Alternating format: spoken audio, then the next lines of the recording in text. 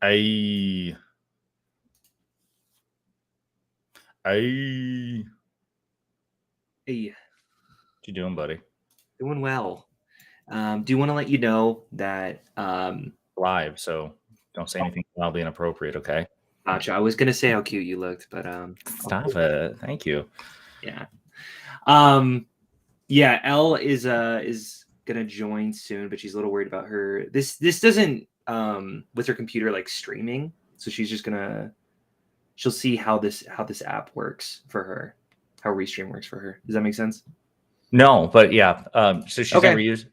never used it before. She's just wondering how to work. Restream, yeah. Yeah.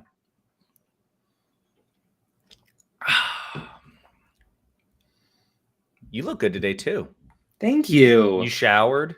I Your did. hair? I just showered. I Yeah. did too. Oh my gosh, That's why we I said I probably needed showered at the 10 same minutes. time. I know. That's It's so like, cute. it is cute. Aw. Do you I think love that. you think your lady's gonna get jealous again? The fact that like we're so in sync now, like our hygiene. She is a little jealous because I took the shower, yeah, and she didn't take a shower at the same time. So Yeah. we had more of a connection. We did. She was my like, partner, and "Hey, that's what's important." you want me to join you?" And you're So like, "No, no, cute. no. This is a separate thing." Adorable. I always, yeah, it's so fucking. Look at that. I need to nail it. Beautiful. Yeah. That's close enough. Sorry, I need to get the link out to our buddy who's coming in. The link I gave you should work for her as well. Okay, cool. Yeah. I am cool. Thank you. Beautiful. You talking about me or? I'm just getting everything ready for all of us. Yeah. Buddy, let me tell you. How was your weekend? By the way, I don't know how. Oh, sorry. It's okay. Thank you. No, it's fine. I'm glad you asked. No, didn't do much. How do you want people to refer to you? I think I'm just gonna like ruminate doesn't even make any sense anymore because like it's no longer part of the shtick. So and like should I call you PP? Yes, my boy PP. Matter of fact, yeah, call me PP, please, for the love of God. That's what PP. Yeah. Well, PPP because it's Pondering Politics and Pondering Pop Culture. Yeah, but that channel is still collecting dust at the moment. Okay. Yeah. Are you gonna eventually go by your actual first name? I think I'm just gonna go by Josiah. Yeah. Okay. Yeah. I mean, what's the point? It rhymes with Messiah too, which is basically. Facts. Yeah, that's how you know it's good. Mm-hmm. When your name, I often feel correctly. like the Messiah. You know what I mean? Like the second coming, if you know what I mean. Nice. Yeah. Yeah. So anything going on in the politics world? Not too much. It's kind of been a slow week. I don't know. I actually think there's been quite a bit going on. Just don't think like any flagship moments, but like sure. So I've got like I keep these tabs open on like Axios. Axios is my go-to just because it's so concise. Like it's not even the most reputable. Like New York Times and Washington Post are still like as far as like scholarship. Like news, much better. But Axios is so concise, it helps me quite a bit to keep track of everything. Yeah. And so I've got like this long series of tabs, probably like 20 stories I need to cover. But like I only put out one video today because I was out last night. And so I'm just kind of still recovering. And Jim Jordan was on Meet the Press with Chuck Todd. Really? Gotcha. Charles T. Todd. And Chuck usually pisses me off because he's a centristy both sides hack. But here lately, he's actually been like a journalist. You know what I'm saying? Like shout out. Yeah. He's actually been journalizing. So. Shout out to him. What was the topic mostly about? Was it so as a quick refresher, so not Chuck Todd. So Jim Jordan is he's now the chairman of the House Judiciary Committee. He was the ranking member for the longest time under who's that old guy out of California? Nadler. That could be so many. Jerry Nadler. Yeah. Jerry Nadler. Yeah. So obviously now that the House has flipped majorities, he is now running the show as far as the Judiciary Committee is concerned, which is a really, really powerful committee.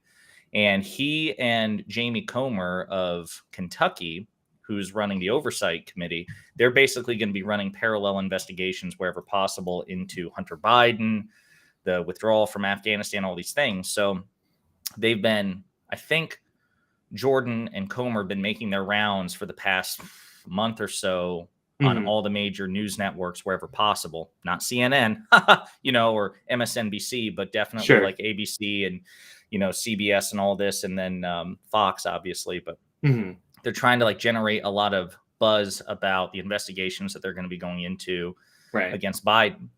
And I think that they were probably expecting Chuck Todd to do what Chuck Todd usually does, which is not ask follow-up questions and like both sides stuff. Like, Donald Trump, he resisted a subpoena for classified documents, but Biden had classified documents too, and they're basically the same.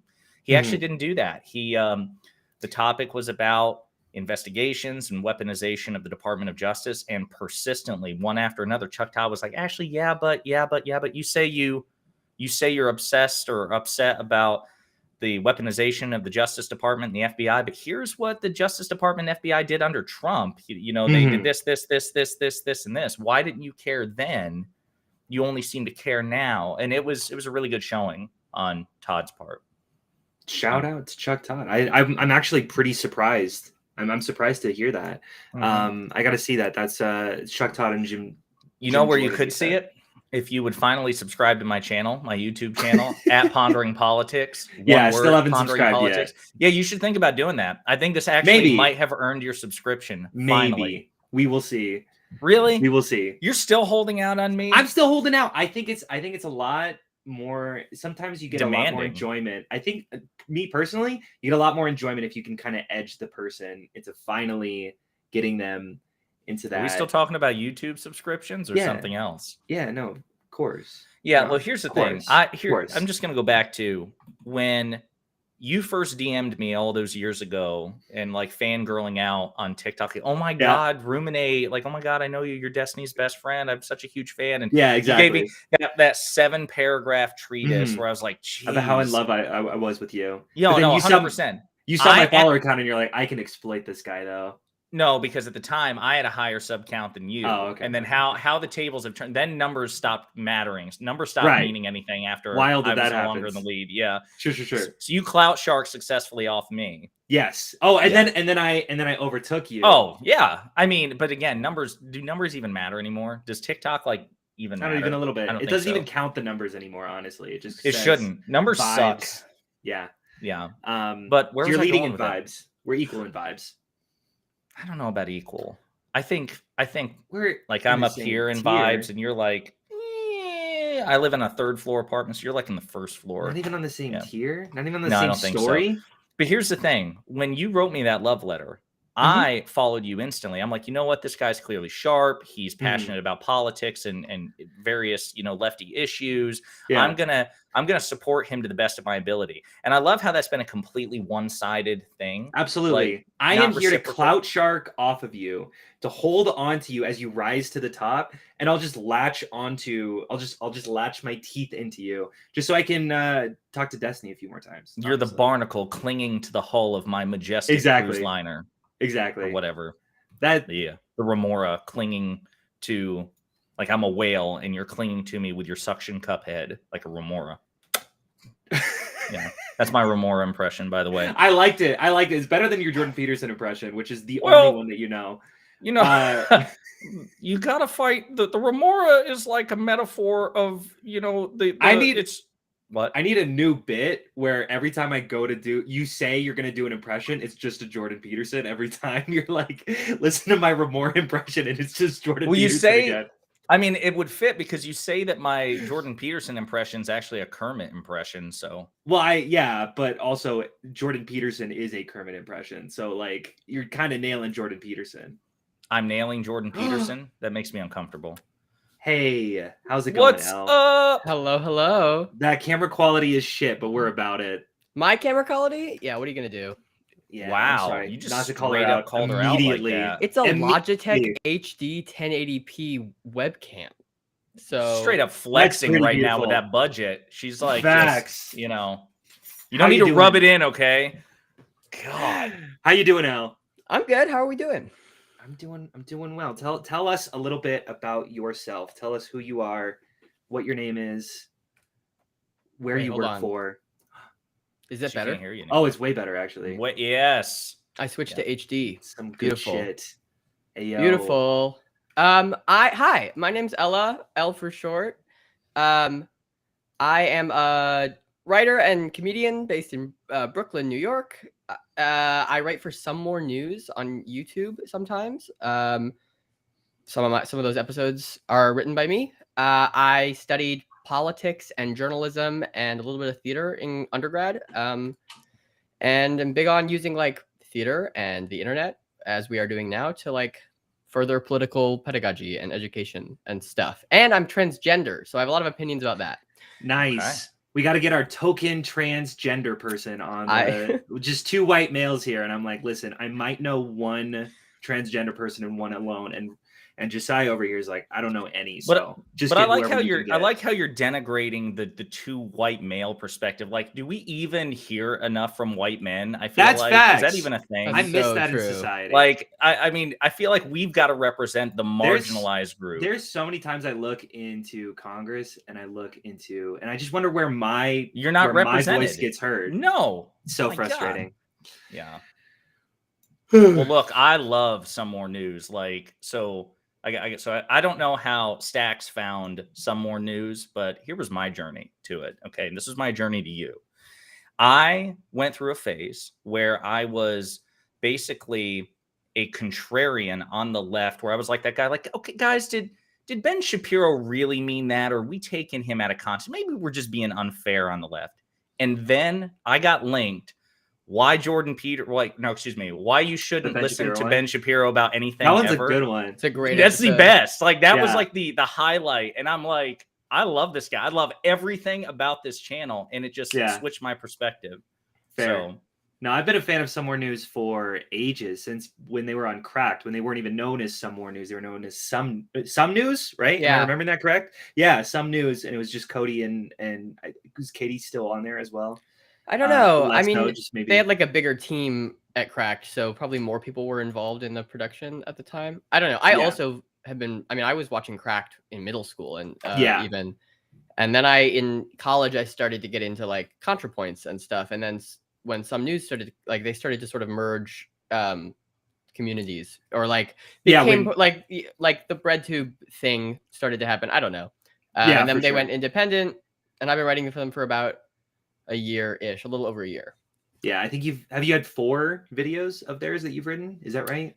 No, 3? I think like 6 or 7. Oh, sorry. Yeah, way to go. My bad. That's on me. Shortchanger on that. True. Wow. I'm so sorry. I'm sorry. Tell us what again a good how close you are and how much you follow her. Yeah. I'm pretty sure the invoice I just sent in was number 9. So I think 6, 7, or maybe 8. Well, 1 or 2 of those were like collaborative ones. Sure. Okay. But not 3. I'm sorry. That's on me. I actually need to double check, because I feel like I've seen. I think I'm gonna list them for you.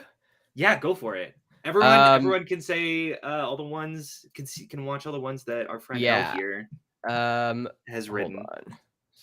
There's like a private chat thing in this. Like, I don't know if you see it. If you want to drop the things in there, and then I'm gonna put it on the lower third. Yeah. So I wrote. My first one was about DeSantis, and then I wrote about Congress people owning stocks, and then I wrote a collaborative Valentine's Day one, and then I wrote about Texas and trans legislation. Yeah. And then I wrote about Ring Doorbell, and then I wrote about healthcare and the profit motive, and then I wrote about the Supreme Court, and then my most recent one to come out was about Peter Thiel in October. So that sounds like more than 3. Look, he can't count. Okay, it's difficult because you said those, and I was like, "Oh wait, those were definitely 5 that I've 100% seen." I don't know if I remember your DeSantis, or that was probably before. No, because I only knew you like the last 2 or 3 maybe. DeSantis was the script I turned in as my application, and then they helped me expand it, so that was fun. There was one. The first one about DeSantis that I remember was about the episode was about Trump clones, and that was excellent. Yeah, DeSantis. Yeah. It's so good. It's funny because when he was running for governor in 2018, I mean, obviously not ever having lived in Florida, I just didn't pay attention to it. And so then getting the origin story of how he has very cunningly completely altered his entire persona to fall in line behind Trump, like even with the hand gestures and that creepy, probably the creepiest political ad in the history of political ads, where he's reading that Trump like child story, like so weird. He's like Trump, but sort of smart about it. 100%. But no charisma. No, it's wild. He would get smashed by Trump if Trump runs in the. Has Trump declared that he's running yet? Yeah, he has. Yeah. If DeSantis runs, he's gonna get. Yeah. Oh, he's not. He's like deferring. Well, no. I'm saying he has not announced his candidacy. He'll get owned whether or not he's not. It's Trump's hard got to call say. him Rondo one time. Listen, obviously he's going to get smacked in like the debate sphere, but I do think that he's got larger support in like the actual infrastructure of Republican Party to like. You think? So that was the case. So what's interesting is Stax. No, that was the case after. Well, obviously it was the case in like 2016, right? When Trump it was the case even within the last few months, especially after the FBI raid and everything else. Sure. Trump's popularity was at its like nadir, and DeSantis was in certain polls polling ahead of Trump. But now that's no longer the case. Recent like YouGov polls and stuff like that show that Trump is now the favorite again among Republicans, and DeSantis is number 2. Wow. So, wow. That's wild. Yeah. I'm a little spooked about Trump rerunning. Do you think I'm not going to play that. He said it. The biggest times I've been the biggest fan of Biden is when he responds to this shit. There's this fantastic clip where they were like, "Oh, hey, how do you factor in the fact that like 30% of your main voting base doesn't want you to run again? How does that factor into your decision?" And he just like looks in the camera and he just goes, "It doesn't," and then walks away. And I'm like, fuck. Like a boss. I don't know. That was like, that he's got so dumb many to me. How do you factor the fact that people don't want to vote for you into your decision to run for elected and then walks office? off? Right. Yeah. What a fucking baller move. Yeah. You have to respect the balls on it. Like I watched that and I was like, you know what? I kind of respect it. I kind of love it. Now, do I want him to run again? No. I would rather have quite a few different people. Kamala? Over who? Kamala? Ooh, no. I feel like if he picks a successor, it's going to be her, though, right? Like that would make sense. I mean, she's polling VP. second. She's not like only VP, her, which is the heir apparent, but yes, she's polling second among Democrats. I really don't like her. Knowing that Trump, I don't know who I would want to win because obviously there's the question of wait, you don't know who you would want to win. Wait a minute. We have him exposed. We finally have him exposed. There's 2 questions that you should ask, which is 1, who would you want to actually be president, and 2, who do you think could beat Trump? Because those are 2 very different questions for me. And the fact that Biden's polling so well, like better than not so well, but better than he has in his entire presidency and better than Trump, maybe that's decent reason to like him. But like question 1, who I would actually want to be president, Biden would not be in top 10. Hillary 2024. Hey, yo, let's just try it again. He hasn't had a time yet. Let's try it again. Third time's a charm. If Trump runs and wins, he will definitely die in office, which will be the funniest thing I have ever seen. I don't know. I think like hate will keep him alive. I think like just like the sheer contempt he has for like he's too narcissistic to die. I feel like you have to find all his Horcruxes. So right. Yeah. The real question is like the VP pick because it's so up in the air. Like it could be like a solid Republican contender for Trump. Yeah. For Trump, like it could be a solid Republican contender like DeSantis, or who fucking knows? It could be Kanye. Like I don't know. Kanye doesn't want to be VP. Kanye. No, fair. Ye asked him to be VP. Did you hear that? Yeah. What did he pick Fuentes? Oh my, that would be. I don't think that Trump is that stupid, in my opinion. Oh man, I hope not. I don't think he's that stupid. Like he would just bury all of the goodwill that he has towards like even the Republicans who are like, look, he's not racist, because you could so easily. Like, because I've had arguments where it's like, well, technically he wasn't racist. Technically, it was just the Trump. It's really you can't really do that with Fuentes, right? You can't do that with Fuentes. There is no wiggle room. You have so many times where he was back on Twitter for like 24 hours and then got banned again for saying stuff about the Jews. Yeah, it's so obviously anti-Semitic and so obviously racist that I think that he wants that ambiguity about his racism. I think he cares about that just a little bit more than he cares about a decent person who he knows is going to have his back. I honestly don't know, because I don't think at this point the Republican Party has a limiting principle, because they made excuses, many excuses when he, and Ye had dinner with Fuentes. And like, even if you look at somebody like George Santos in Congress now, who's basically lied about every detail in his biography ever, and they still haven't kicked him or even referred him to the ethics committee. Like, the Republican Party will ride with Trump until they literally think they can't get away with it. So, you cut out. I'm sorry. What'd you say? Oh, can you hear me now? Yeah. Yes. Sorry. Every time I bump this cable, my mic has a heart attack. It's really the Trump party. It's like really depressing to see the Republican, because I feel like the Republican Party didn't used to be quite so abysmal. I mean, I could be wrong. I'm young and don't have a ton of perspective here. There's a lot of recency bias for sure. Yeah, but because I don't know either. Like, I don't, because I look at Cheney and I look at Bush and I'm like, that was also pretty abysmal, like that administration. For sure. Rice. But it was, and I'm sure a lot of lefties would call me like a cuck lib fascist for saying that the Republican Party has ever been anything but like pure. Yeah, evil. Even Lincoln, honestly, piece of shit. They've always been bad. Yeah, I hate Abraham Lincoln. That man, too tall. Who needs? I'm actually not going to send it. We need a different token minority to make that joke here. And one time I was getting harassed by Nazis on Twitter, and they went and found like an old YouTube video I'd made and screenshotted it and put the word cringe on top of it and sent it at me. And then for like 6 months, I used that as a reaction image to everything. I love it. But you just appropriate it. You're like, right. Oh, okay, thank you. I'll take it. Yeah.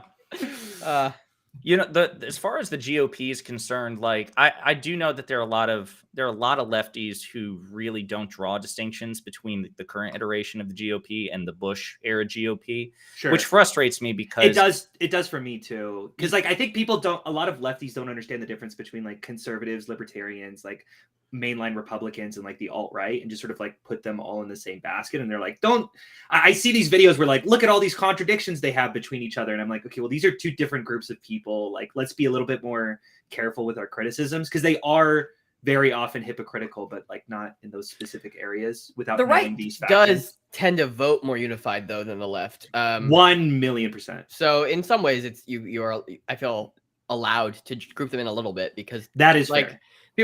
I hear people say like the right is actually just as splintered ideologically as the left, and it's like technically, yeah, you can like get, if you're like a terminally online nerd, you can get in the weeds about like fucking, I don't know, like Strasserites but like they're all gonna vote for the Republican candidate at the end of the day, and nobody 100%. nobody is out here saying like Fuentes or bust. For sure. Yeah, that is fair.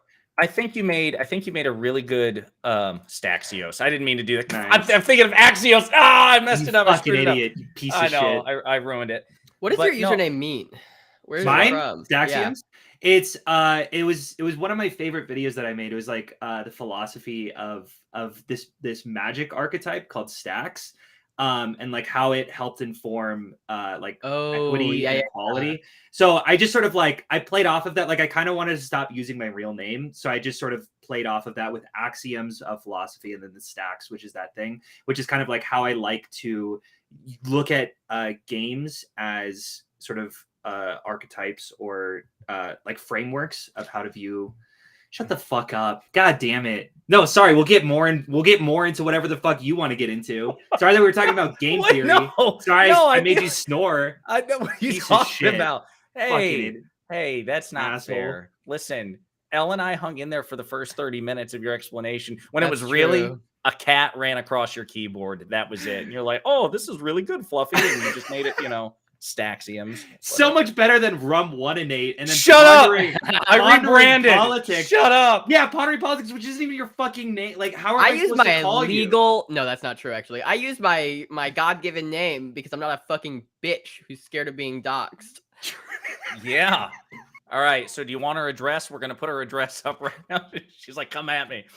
No, but getting all the way back to, I think, a really salient point that Elle made about the GOP is certainly the policies. I think there were there was like a great continuity of policies between Bush era Republicans and Trump era Republicans. Like Stax, you mentioned Liz Cheney. Yeah. Well, she voted with Trump. Wait, did I mention Liz Cheney this chat? Yeah. I've talked about Liz Cheney. I don't think I did. You did. Okay. You really did, because we were talking about like the difference between you did. I promise. Listening to you anyway. She's like, who? What? Yeah, not even here. She actually mutes us when she's not talking. She's just listening to Spotify. But no, so Cheney voted with Trump 93% of the time. Like their voting records were like damn near perfectly aligned. But it's to me, though, it's still important to recognize like the persona difference, right? Because the Trump era, like they just dropped pretense. And to me, that's still worse, right? Like even if the policies are equally bad, if you add then just like a native like toxicity and hostility to other marginalized groups, like you don't try to conceal it, to me, that's still worse. Like, so even if people want to say that the policies that they advocated for were comparable, the cruelty associated with MAGA makes them worse. Sorry. They're also not comparable, right? Like, just so we're clear, the policies advocated by like MAGA and by the general Republicans and by the Democrats all feel very distinct, at least to me. 100%. No, I do agree with this quite a bit, because like the ideologies of like conservatism and libertarianism are completely at odds with each other. Anytime they go to the budget books, like they're spending so much more than libertarians would ever advocate for, and yet they're voting Republican every single time. Yeah, but Republicans in the Bush era were also like big into spending, and they were not deficit hawks for sure. Any stretch of the imagination. That's what I mean. Like the Bush. That's why a Bush era Republican like Cheney, who came straight from that Bush and Cheney lineage, why she voted along with Trump more than 9 times out of 10, because the policies were so similar. It's just that he didn't bother with any pretense of civility or patriotism or, consistency. He was just very unambiguously stupid and hypocritical in a way that Bush, H.W. Bush, and certainly Ronald Reagan were not. They tried to conceal their like regressive policies behind this veneer of compassionate conservative. And Trump just doesn't care. He's just a dick. And and they've embraced it to own the libs. Like that's all they care about anymore. I think people kind of were tired of kind of the roteness. We've got, who's the writer here? I don't know what the word is, but like just sort of the blandness of politics. And Trump really spiced all of that up and really kind of threw the wrench in the organization in ways that people really didn't see coming. And I think they're missing that quite a bit. I don't know. I'm very interested in what Trump is going to do next year. Elle, do you think he's going to be indicted or convicted? Oh, for what is he being? January 6th and the documents. For the January 6th and the special counsel. Yeah. The January 6th stuff has been, I'm not like keeping super close tabs on it, but there's been a lot that I've been like kind of impressed at how hard they're going on the Oath Keepers and stuff. So I think that's possible. And the document stuff, I mean, it's fun to watch like all the other former presidents be like, oh yeah, like also I have some stuff in my house. Like, but obviously Trump had more stuff and more, I don't know. I want to say yes, but I'm really like sad and cynical about it. So I wouldn't put money on it. I've fallen into this trap way too many times of being like, Trump's not going to get away with this one. He's not going to fucking get away with this thing. This is way too much. I've thought about that. Like, it's been 7 years of being like, this is too far. What did he famously say, that he could shoot somebody on Fifth Avenue and still get the nomination? Yeah. Spitting. Honestly. Would love to, in Minecraft, Fifth Avenue, Donald Trump. Nice. Something. I don't know. I haven't played Minecraft since middle school, so I don't know if Fifth Avenue is still in the game. You could make one. Yeah. That's so true. You could. That's the benefit of Minecraft. That's the whole world at your fingertips. And then just put a little sign that says this is Fifth Avenue now. Winter Dragon points out too the Fulton investigation, which is not part of the special counsel, but they're looking into the phone call where he's like, "Hey, can you guys find me Maybe like 11,382 votes, random number. Can you just like find those for me? It's so random. embarrassing. And then like the taxes stuff, he just like lost something in New York, right? He is slowly taking L's, but not enough L's. Yeah. It's also very interesting that he's kind of gone. He is his foreign policy. He's been tweeting a lot about foreign policy and specifically Ukraine. Did you see he condemned sending tanks to Ukraine and supporting them like at all? Well, yeah, because they're fighting against his daddy. No, Vlad. facts. No, 100%. I think that it's interesting that I don't know. I'm so tired of people. I talk to conservatives too much who just like say stupid shit like, oh, I just wish that because Trump would have gone so much harder on Russia. And I'm like, what the fuck? What president are we talking about right now? No, he gets hard from Russia. He would not go hard on them. He just not at all. Do you see the post like a few days ago where he was like, we have to end this war?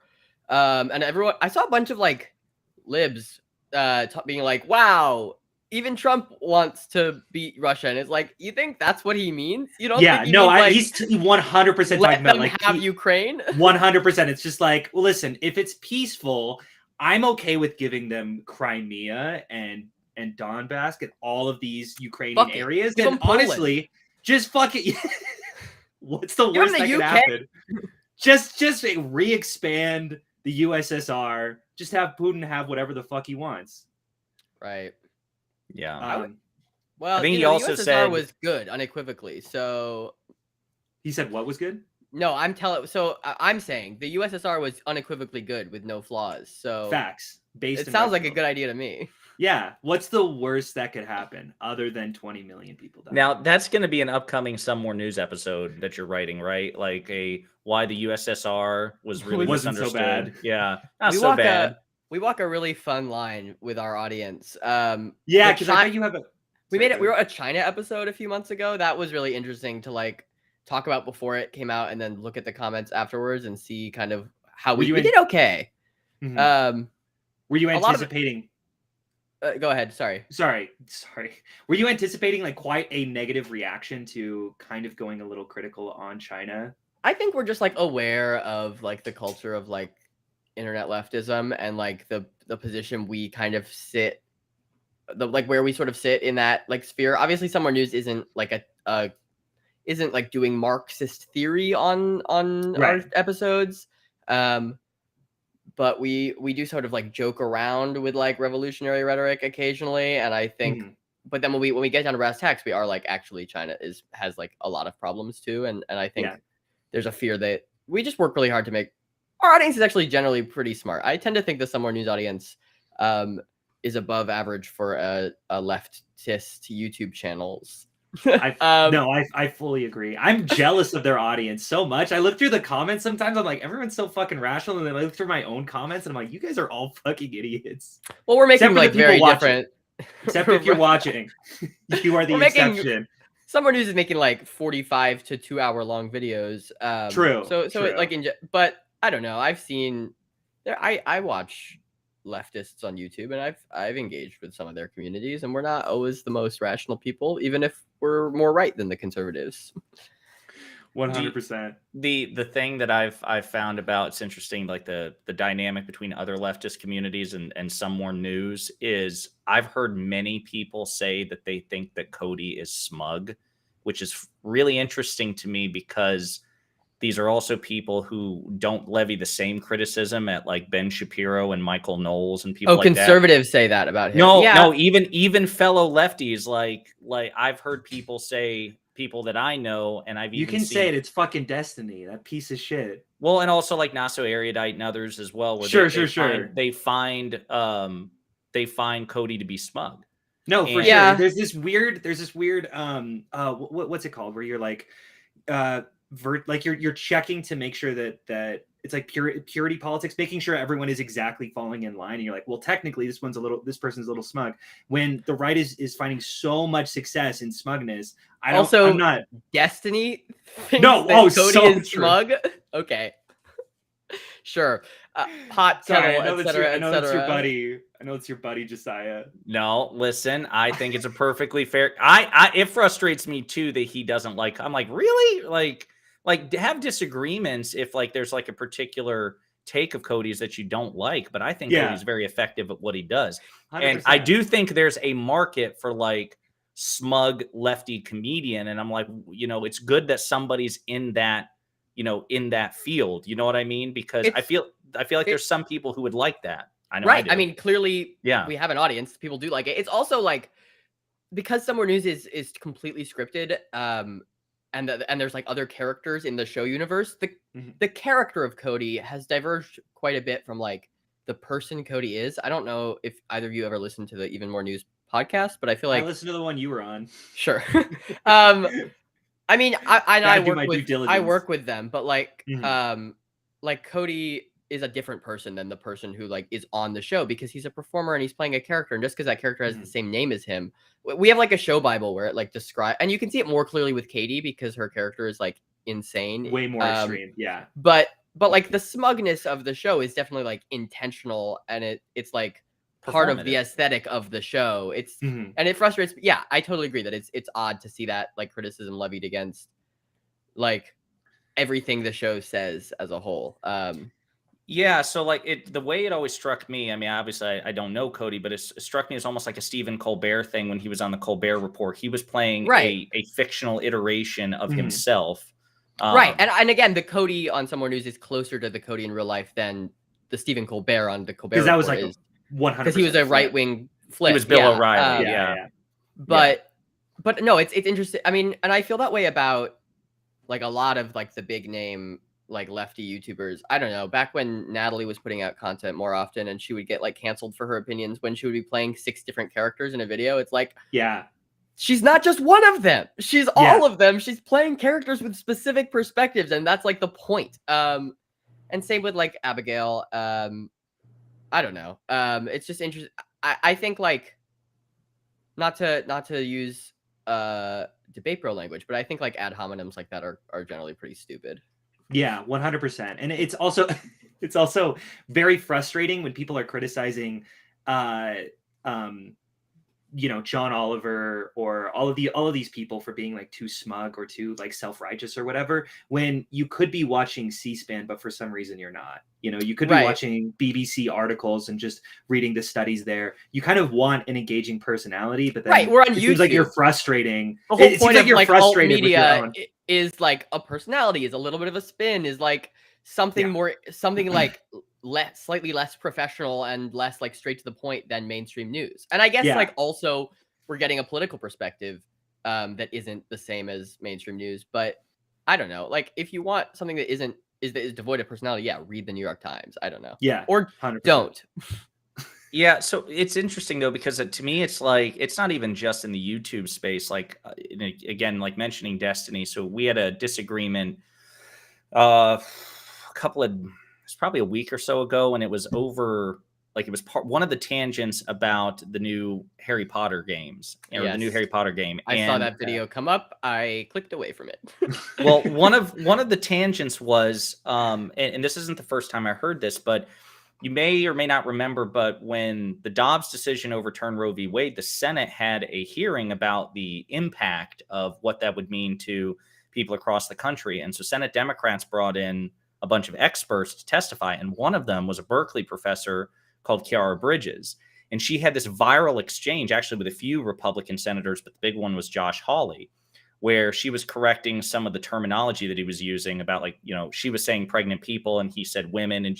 And she very like, she was certainly assertive. There's no doubt about that, but she wasn't like flipping the table in rage or anything. She just corrected him. He was like, well, why do you say pregnant people instead of women? And she corrected him on it and it went viral, but she didn't back down.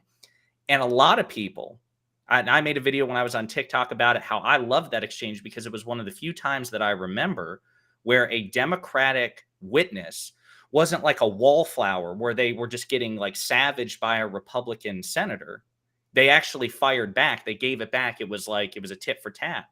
And a lot of lefties were pissed. They were like, wow, I can't believe she was so bitchy. I can't believe she was so combative. And so to me, it's like there's this we're always held to a higher standard. Just, you got to be nicer. You can't be too smug. You can't be too sarcastic. Now, the right, Ben Shapiro, Michael Knowles, they can all be a smug, or even Josh Hawley across the table. Like, right. No, absolutely. I feel like you ever watched the alt-right playbook series by Innuendo Studios? Was that the stick figure? The stick Yeah. figure? Yeah. I feel like one of those is about that. But no, absolutely. Yeah, like it's they, they go high, you go high, we go low. Yeah, whatever. Yeah, no, we're totally held to enough. And also, specifically the adjective bitchy is like so clearly sexism, right? Like the fact that she's a woman is influencing that 1000%. Josh Hawley across the fucking aisle, like he's got all of that self-righteous mannerisms that they hate seeing in other people. And it's this frustration that sort of is where like the dirtbag left came from, right? It was the idea that like actually we can be edgy and mean, and what if we just harass people online? And like I totally understand that vibe, but then you end up with like people like Vosh, so maybe it's not so good after all. Who knows? Fuck you, Vosh. I don't know. Nice. Our podcast official stance on Vosh. Yeah, Fuck but you, not Vosh. Some More News' official stance. Nothing I say here. Oh, here we go. We got to put this. Yeah, you got to be so careful. Yeah, really, for sure. All of my opinions are my own and do not represent my employers. Cody and Katie make such good care about making sure not to delve in leftist politics, and they're just like, I just really pray that one of our writers doesn't just go on some stupid ass podcasts and just draw really hard lines in the sand and fuck us all over. Yeah, no, thank you. Just forever. I need that like tattooed on my forehead as long as I work there. Instead of like a nameplate or anything, it's like, this is just it. Just address me as this. Yeah. Not the opinions of Some More News. Yeah. That's hilarious. But no, so I feel like everybody has an obligation, such as it is, to try to break that double standard. Like, listen, if Cody Johnson's not your cup of tea, so be it. That's fine. But like, I just don't think you should make a point about critiquing the performance. Oh, he's too smug. If you think he's too smug and you're on the left, shut your mouth. In my opinion, just keep it to yourself. Or fucking make a different version. You know, like if you're just like, oh hey, I feel like there's this niche. Everyone's going this dirtbag route. I kind of want to go a different area. That's if you feel like that niche is there and people want access to it, go do it. But like, it's also like the one time I spoke to Destiny, I mentioned at the very end that I wrote for Some More News, and he was like, ugh, Some More News. I think that Cody guy has like totally gotten worse over the years. And it's like, I know you're not really watching his videos. So are you talking about his Twitter presence, Destiny? Because if so, I have some opinions. Yeah, true.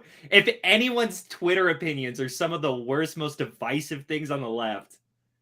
Yeah, it's Cody Johnson. I don't know. Holding people to the standard of the way they interact on social media, not like in the short form, the worst type of social media. For sure. Twitter.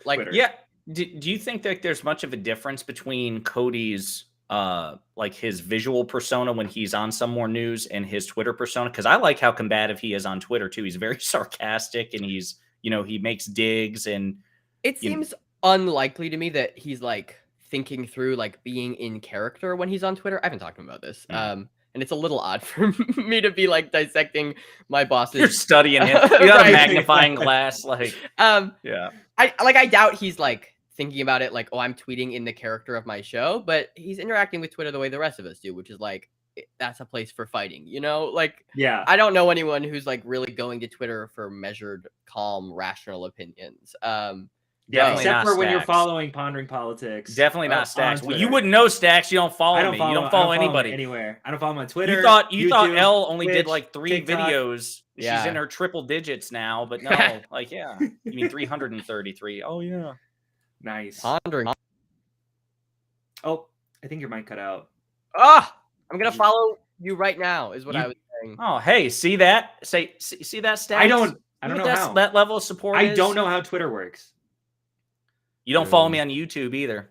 No, I don't know how social media works. Honestly, I just plug in this camera. Wait, who am I following on Twitter? What's your Twitter? Isn't it the Pondering underscore? Yeah, because hang on. Let me find it. Doesn't know how to. Hey, you simmer down. Pondering underscore.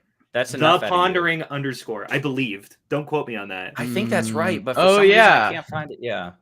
Oh, you're following me already. Oops. That's right. No, it's okay. I'm used to that. That's fine. That's basically the entire dynamic I've got with Stax. I try to support him to the best of my ability, and I give fucking nothing back. Nothing. It is a completely one-sided relationship. Based. That's how Sorry, I had like to. I had to get that off baby. my chest. I had to litigate that for a minute. My All bad. relationships that I'm in are just deeply Transactional. one-sided. Exactly. Yeah. Exactly. That's what I love about all of you guys and Yeah. my friends, which you guys aren't. So Yeah. Well, you don't. If that's the case, you don't have any friends then. So I don't. Anyway. I don't need them. okay. They just give me the things. I don't think Elle want. is here to mediate our couples fight. That's I'm sorry. true. We'll talk about it later. I'm here to own you, fucking. That's what our therapist is for. Nice. Terrible. All right. Viva la revolucion. So outside of like some more news, are you still like, do you do theater work still, or do you have an interest in it, or is it just all geared towards writing at this point? Right now, it's mostly writing. Just because I mean, I went to a program in college where I got to sort of design my own major, and it was focused a lot more on like stage theater until the pandemic, and then that like sort of affected a lot of things. And I don't act so much anymore. I was in a play 2 years ago, but then my other big performance outlet is stand-up comedy. I host a monthly all-trans comedy show in Brooklyn, and I go to shows, and I mean that's partly so to just like practice joke writing for my summer's work. But other than that, my engagement or like my output is like freelance writing for the most part these days. Gotcha. With writing, is it in terms of like content creation, or do you ever like write fiction or prose or anything like that? Or I like writing fiction. I haven't in quite a while. I have a minor in fiction writing. But generally the things I've written recently have all been like either political essays or like culture criticism or like a weird blend of that and personal stuff. I read Maggie Nelson's The Argonauts in like 2016, and it changed me forever, as with many gay people. So I'm a big fan of like sort of the blending of personal essay stuff and political, because I think, I don't know, I think like all of our politics are so influenced by our personal lives that it's hard for me to like write that meaningfully separate. And so instead I just sort of lean into it and acknowledge that that's what my writing is going to be. Do you find it cathartic, like when you put pen to paper or click on the keyboard? Like, do you find that it helps you as a form of like therapy? Yeah, for sure. I mean, I go to therapy every week for one, so that's my most regular form of therapy. That is your therapy. In many ways, therapy is your therapy. Yeah. That's a hot take. But I also, I don't really journal, and I've never been really good at journaling because I get so in my head because I've been writing for so long that I get so in my head about like, what will this reader think, even though theoretically diarying is not for anyone. So instead, like how to formulate this story, you're like, how do I make this interesting even for myself? And right. So instead I've sort of like given up on that, and I just will outline essays, and then sometimes those essays won't go anywhere and it will just be me journaling, but I have stopped trying to frame it as journaling because it doesn't work. So instead I'll like be having an experience, and if I find myself talking to someone or like my friends about the same thing for more than a week, I'll be like, okay, clearly I have something to work through here, and I should write it. And then you take it to therapy the next week. Right. I take it to therapy, and then I write about it, and then either I pitch it somewhere or it goes nowhere, or I get bored and give up. So yeah, it's definitely a helpful catharsis for me. And then also I think I'm good at it. So I occasionally get to publish it places. Well, having watched the episodes that you've written, I do think that you're good at it. And a Stax, who has never seen anything that you've ever written ever, sure. and doesn't I'm support Ella. you. Yeah. Glad you two could meet, by the way. Yeah, no problem. You should consider like watching some of the stuff that she's I'll written, see if I can follow her on Twitter, and then maybe follow maybe. some news. Was it some more news on YouTube? Don't worry about I'll see about that. So selfish, unbelievable. Stax, I'd ask if you write, but I don't think you can. Like, I don't know. Right? I haven't learned how to. Well, I know how to read. It's just like it's like when you can speak, but you can understand it, but you can't speak it. Tell me more about speaking. You had this great. I struggle with that too. Yeah. It's here to be eye candy, okay? I'm trying. It hasn't been working. We haven't really been flashing enough, people. Getting enough flashing people. Oh yeah, that's the after stream. That's later, okay? That's not like this. You haven't been recording that. That was just for you. Unbelievable. Wait, wow, way to make everybody uncomfortable, Stax. Do you feel That's what better I'm now? here for. Dress like It's a for man. Filthy, based. terrible. True. You know, actually, so I think that's one of the things that we all have in common is that we all write. Except, Stax? Do you write outside of like your long form videos? Like, I know Yeah. you. Yeah, I haven't like published anything, but I actually I think both of you guys know this. I've published albums, like self-released albums when I was like 18 or so. Like I was really into music. I was really into like storytelling through music. I thought it was like one of the coolest ways to tell a story. I kind of stopped doing that because no one really liked it except for myself. But I am still proud of it. I still got those like CDs up there. That was really cool. I've like written like very short stories or like scripts with some buddies of mine, and like they never really go anywhere. They don't do anything, but I find it so interesting and so fun. And it's more of a hobby for me than anything. I kind of gave up on making it more of a profession, but obviously like I still write my own TikTok videos, and that is like kind of this way of still facilitating that through. It makes sense that you write your TikTok videos because they're like thought out and you're having like political conversations. But it's amazing to me because TikTok is like the one social media that I use sort of off the dome. Fully It's like I'm freeform, like yeah. I am opening my camera and I am shouting about something on this app. Yeah. And it's not for anyone. Like Twitter, I sort of care about my Twitter presence. I care about my Instagram presence. I care about my like writing presence on YouTube. But TikTok, it's like whatever. I'm gonna shout. I'm gonna be like in my bed with like the worst hair you've ever seen in your life. Yeah. For some reason, I don't know why I treated TikTok so differently than my other platforms, but like TikTok was the place where I started, and it just felt like this good place where it's just like 1 minute of talking of sort of whatever I wanted to talk about. And it was, I don't know. I treated it a little differently. Twitter just feels like way less short form where I can really get these ideas across. So that was just kind of the place where I landed, but TikTok definitely has its downsides. So I don't know how long I'll stay there, but we'll see. You should definitely branch out into YouTube and things like that. Yeah. I mean, your TikTok stuff has been phenomenal. It's true. But I mean, as far as like, if still the aspiration is to see where this could go as like maybe like a replacement career or anything like For that. sure. I feel like it's just TikTok TikTok is isn't not really the place to go. viable. No, not even a little bit. Yeah. But like, is anything on its own? Like YouTube used to be, but now I don't think you can have a career on YouTube without Patreon. I'm not sure AdSense is viable anymore, right? I guess what I'm saying is I had a buddy who has like 600,000 followers on TikTok, and he got paid like $3,000 for the whole year after like getting like no, but that's what I mean. Millions and millions of views. Like, and I feel like YouTube doesn't have that bad. Oh, maybe. But I bet you could turn TikTok into a Patreon just as easily as you could turn YouTube into a Patreon. Maybe not. Maybe. I think that what I've heard from people who sort of like do this semi-professionally, TikTok is kind of the worst avenue to get any sort of money from. It's great for influence, especially like starting out, but it's not that sustainable. I know Hank Green talks a lot about that. Yeah. Because he was the big pusher for like, hey, let's get these people paid. Like they're driving all of this stuff, and it's still so bad. But like even people like JoJo Siwa must be not having a day job. Like where does she get her money? Is it like ads? Know enough like about her. Is she on? I know who she is, but isn't she huge on YouTube? Maybe she's pivoted to other platforms. That's interesting. Oh, okay. She blew up on TikTok, I thought, as like a TikTok dancer. JoJo Siwa? Wasn't she like the 6-year-old who was like really exciting personality and all over YouTube? Am I thinking of a different person?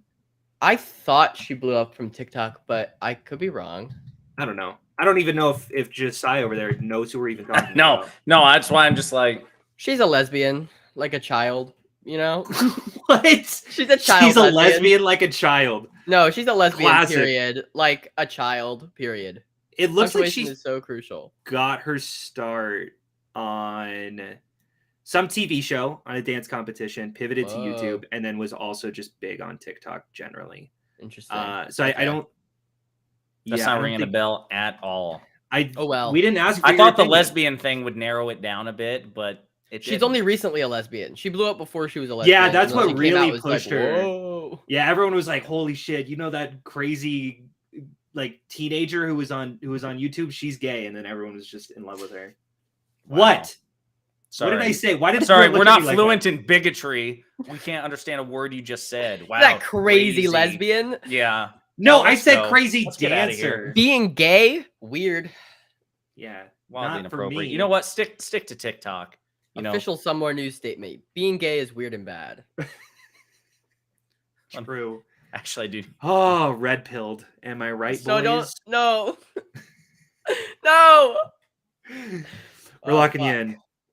Oh fuck. I'm gonna Don't worry, die. it's about Stax. Okay.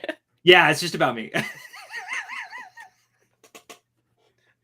Everything Stax says is reflexive. Sometimes Yeah. I still have I still You struggle. have struggle?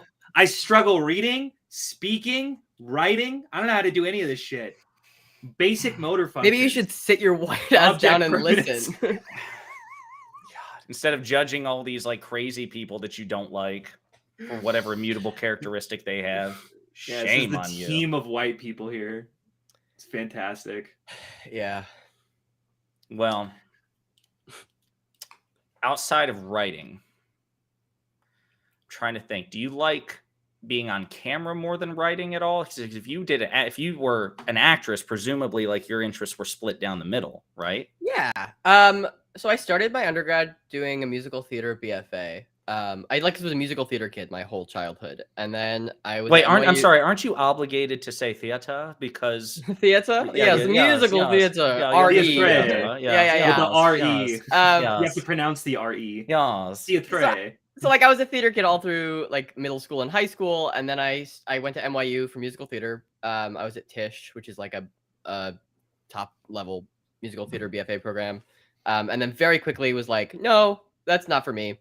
Transferred to Gallatin, which is another program at NYU that lets you do other stuff. But I still love being on stage and being in front of a camera. I made YouTube videos for a while, like after dropping out of Tisch. Then I started doing stand-up, and I took a break from stand-up and YouTube to sort of transition. A lot of those videos, I guess, are still up, but I should probably take them down. But I did look you up, and I was like, "Who the fuck is this person?" yeah. Yeah. A friend of mine just recently commented on an Instagram picture of me from 2018, and I had to text and be like, "Stop, go away!" Like That is never acceptable. That is like Right. social media faux pas number Right, one. even No, for especially people, yeah, exactly. Like especially if it's for someone who so much didn't like how they looked, completely changed their appearance and gender. Maybe don't go scouring through their. It would be absolutely unacceptable if that wasn't the case. Like that is No, like, for cis you know, people, yeah. 100%, Yeah. 100%. I don't want someone going through when I was in high school. I was a cringy little band nerd. Like I had nothing. It going almost for me. jeopardized our friendship when you went back through all my Instagram stuff and started liking everything, especially And those then pictures still of me on the didn't beach. follow him after. Yeah, like it was It's a good so strange. Yeah, God. But yeah, Fantastic. I love performing still. Right now, stand-up is sort of my only performance outlet. Just because I work a day job and I write and I freelance and so it's just like it's hard, and I live in New York. It's like exhausting, and I don't have time to be audition. My boyfriend's a full-time actor, so I like don't know how. I like watch him do it, and it sort of motivates me to not do it anymore because I don't have the time to do that plus everything else. But I really enjoy it, and if like an opportunity fell in my lap, I wouldn't turn it down. I think, yeah, that's sort of where I am with performing. Yes, the funny thing, like I did after all the conversations that I've had on Destiny stream, I finally decided to start participating in the subreddit a bit more because I'm actually kind of a Reddit noob. It's yeah. I've only done 1 or 2 posts in Destiny's subreddit, and they're always like 8,000 words long, and I've like fueled by my anger at something that he's done. It ends in like all caps. Like everything starts out like well punctuated and everything, and then it just turns into this like punctuationless all caps diatribe. And for another thing, yeah. Right. No, absolutely. I wonder if I can find one of my posts. What were you on his Reddit page about? Me? Probably trans stuff. I've stopped engaging as much with the one time I spoke to him on stream was about trans stuff, and it was like such an unsatisfying conversation that I have stopped like listening to him talk about it just because it makes me mad and I don't want to engage really. But I like Destiny. I've been a fan of his for a while, and I think overall the people who say that he's like moved to the right, the people who say he's not a progressive, the people who say he's a transphobe are wrong. I also think he doesn't have a super in-depth knowledge of gender politics or philosophy, and he doesn't talk to a lot of trans people who aren't Taftage. And so like sometimes and also he's a little bit online. He needs to touch grass a little bit when he complains about like trans community problems. But instead I'm just unwilling to like, I don't know. I would talk to him, but I get tired, and so I've stopped watching as much of his. I didn't watch the Hogwarts Legacy debate. I haven't watched some of his most recent That's conversations. okay. Stax hasn't either, and I'm in it. It's fine. Yeah, but well, okay. First off, you haven't seen my fucking video on Hogwarts Legacy. I got in this huge fucking tiff. I'm not number one. TikTok. I did. I actually downloaded the app again because you sent it to me in a text and you were crying. You're like, please watch this. I need your validation. I'm like, fine. True. And so I got back on TikTok. It was a Stitch video. It was a Stitch video. Yeah, I did see it. People, okay, fair enough. I saw it. I love my bad. Elle and I just want your support, man. We just want you to show us some of the support that we show you. So God, fraction of it. God, I'm so sorry. I need to look at this. The Reddit thing. I found that it's been so long since. Oh, this is way too long. I know. That's what I mean. The first one, or the non-binary one, or the dysphoria one. Huh? I looked at the non-binary one. That one's the longest one for sure. Oh, okay, they're both too long. Sure. Oh, this isn't so bad. The other one's not so bad. Oh, wow, you're not kidding. All right. Yeah, these are like full on. These are like 2-3-page essays. Yeah. Maybe just the non-binary one. The multi-syllable words are going to throw Stax off in a big way, and you have no pictures included. I mean, to be fair, I just wrote a Somewhere News script that was so long, I got an email that was like, Ella, we actually can't make this. Could you please write something shorter next time? And then she starts to delete parts 2 and 3. She's like, "Yeah, what the hell was I thinking?" Yeah, of course. What? Right? You're right. Sorry. Lol. Yeah. I think it also ended abruptly. It said to be continued, and don't worry about it. Don't worry about it. Yeah. Have you found though that your voice is different writing versus performing? Because I found like I hadn't written analytically in the longest time, like any sort of like argumentative essay, until I actually got on that subreddit. It was like probably the first time in a year, maybe 2. And I'm like, wow, Josiah in writing is markedly different from Josiah speaking. Like there's still like a continuity there, but it feels different. Do you ever feel that way, or are you like I mean, when I write for Somewhere News, I'm obviously writing in the voice of the show, and that's, I think the fact that I watched the show from its inception really helped me get hired. When I got hired, one of the notes they gave me was like, "You've really nailed the voice." It's like, yeah, it's because your show has actually affected my voice. It's like whatever. But I do think one of my strengths as a writer is that my written voice is very similar to my speaking voice. I don't know so much about these Reddit posts because I was writing them in like an angry fever dream. But like the stuff that I'm editing, state of rage, right? Just like my eyes go red and I just type until you're like that neopronouns are okay. You pull your chair up, to the desk, and it's just like, yeah, I know that feeling. Yeah, you're just like sitting super rigid. Yeah.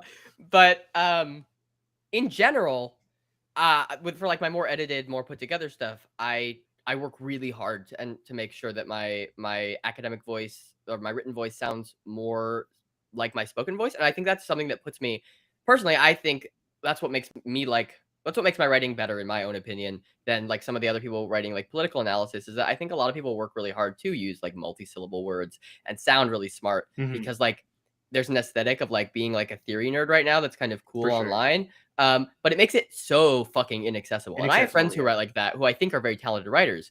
But I think a strength of mine is that when you read something I've written, like something long form, it's like, oh, it sounds like Ella's sort of like talking to us. And this all makes sense and none of it is too hard. And like for prose, for fiction, especially, I will like, even for essay stuff, but especially for like dialogue in fiction, I will speak it out loud as I'm writing. And every time I go through an edit, because I want to make sure it doesn't sounds authentic, insane. Right? Yeah.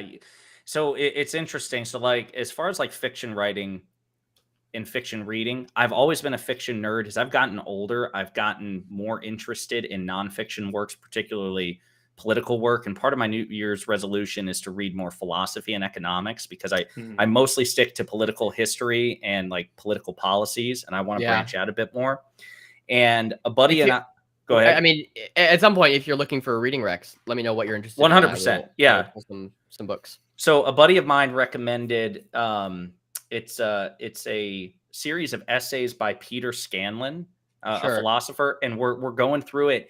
It is the toughest read I've ever been through. Like, you start to like feel like insecure about your reading prowess. So. Like, I'm going back, I'm sweating. I'm like, I read this sentence 4 It's because philosophy is like the most like up its own ass field. I mean, it's not 100%. True, all of them, but like it's because writers are writing about other writers. Have you ever tried to read Zizek? You like can't because he's talking about someone else who's talking about someone else. I just had Stax read a Judith Butler essay, and I think Judith Butler is, I mean, so important, but also like one of the hardest. If I hadn't like been walked through a lot of their writing in class by a teacher, I just would not have been able to access it, I think. And it's phenomenal writing. Like, it just takes quite a bit. Like, I definitely have had the benefit of reading. Like, I was really into philosophy sort of like through college and things like that. And I definitely had like different avenues and accesses to that sort of language beforehand. But it is very intimidating to get into and try to access what they're talking about. I often get very frustrated at like the aesthetic socialism that's very popular online right now, because it feels like it's like become kind of trendy to just use a bunch of buzzwords. And I got very lucky and got to go to a top tier university and sit through with like professors. And I feel like, I feel like I have a pretty good grasp on a lot of Marxist theory and a lot of, I'm like a big fan of Hegel. Like Hegel has really influenced all of my life at this point, but only because I had a teacher who I had a class with him, and he said, Ella, do you want to take like an independent study next semester where we just like meet up once a week and you read a book and I tell you what it means because you need all this foundational theory that you don't have? And I said, yes, please. And we would meet up, once or twice a week. And I'd be like, I'm reading Gramsci and I do not know what he's talking about. And this old man would be like, it means these things.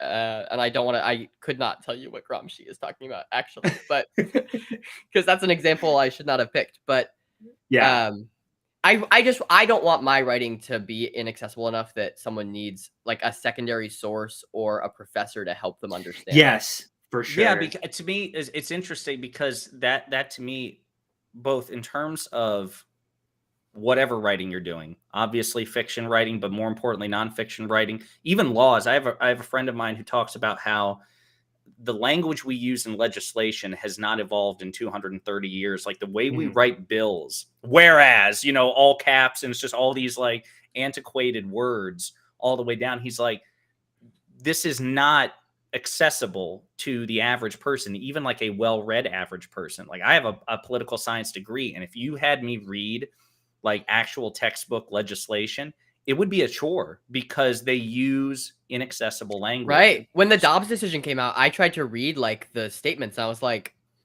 I mean, I did it in the end, but again, I have a degree in political theory and I'm very smart. And most people don't have either of those things. Right. And yet they should also be able to read our country's highest court making decisions, 100%. Yeah. And instead you have to have like this entire entourage of constitutional law professors to basically translate. And then to your point, if somebody's essentially translating this for you, then it also makes you wonder, like, what the hell is the point of going through the original text? I could just ask this person to summarize. But then you're putting all of your eggs in that like you're right. So because if that person, and that's the problem, because a lot of conservatives are doing that, right? Like conservatives aren't reading any primary sources; they're getting Tucker's spin on it, or Fuentes' spin on it, or even like Bill Mayer's spin on it. And unfortunately, our spin on it, right? Right. Like, that's why there's such a responsibility to make sure that you're accurate and making sure that you're not, because I have to understand every time I talk about a bill, these people are not reading this bill, is not familiar with this language. I have to make sure I'm doing my due diligence here. And Somewhere News acknowledges that we have like a left-wing bias and a perspective, but we still put a lot of work into making sure we're like what is it, to be fair and balanced, TCM? Right, TMCR. But we put a lot of work into it. We have a researcher on staff, we have an editor, we like the script goes through multiple revisions every time. Like we work really hard to make sure we are presenting things fairly and accurately and But like the right isn't doing that, and No, I hell don't think no. everyone on the left is doing that either. No, for sure. Well, so here's one. I don't know if you were involved with this one at all, or if you knew anyone who was involved with it. But like, as a great example of this, there was I had an exchange with a conservative on Twitter, and I think it's PSA and Stitch or something like that. I think they're like a pair of disaffected leftist conservatives, and they stream. They've got like a couple dozen thousand subscribers on YouTube. And anyway, they are on Cody's ass all the time about a Jordan Peterson video he did, which I also love. The 3-hour-long one. Right. Yeah. And it's a particular part of that video about IQ testing in the military. And they're like on his ass all the time. They're like, you claim that, that the military doesn't test for IQ and blah, blah, blah. And it's actually, they do test for IQ. And so we went back and forth on this, and it's actually like, no, Jordan Peterson claimed that the military IQ tests. What Cody pointed out was that the military does an aptitude test, which has some similarity to an IQ test, but they're not the same thing. And that any of the literature surrounding these things say that though they're similar, they're not so close that they're like interchangeable. Mm-hmm. And anyway, the long and short of it was that the conservative was pissed. He was like, well, he knew what Jordan Peterson meant. Like when he said IQ test, he really meant this aptitude test. And I'm like, isn't Jordan Peterson's one of his like 12 rules is be precise in your speech, be precise with what you mean? Cody was right to fact check him on this. And he did in the fact check say, now to be fair, the military does aptitude test, and it is kind of like an IQ test, but it's not an IQ test. And this hard threshold that Jordan Peterson says the military puts, it doesn't exist. You can still serve in the military if you fail this aptitude test, but do other. So even on shit like that, I feel like they thought that he was being very uncharitable to Jordan Peterson. And I actually had the opposite view. I'm like, they fact checked him on a thing he deserved to be fact checked on, but went out of their way to say, there was something here. So I do think that Cody and the entire project does a really good job trying to be fair and give the devil. I mean, it's like one of the our show Bible is like one of the first things on the first page is like, yes, we have a left-wing perspective. Yes, we're doing analysis, not just reporting, but you have to be right. You have to be correct. That's the first thing. Also, I consistently think that people who care about IQ tests are some of the dumbest motherfuckers on the planet. And I don't know what that correlation says, but it seems to be true. Have any of you guys ever taken an IQ test? When I was in middle school. I mean, like when I was like little, yeah. But sure. I've taken some of those they're like IQ tests for like getting a job or something. They're like, we just need to make sure that you're like doing an aptitude test. And you're like looking at this and you're like, wait a minute. This looks RADS test. You taking that one? What's the RADS test? RAADS. It's the test to see if you have autism.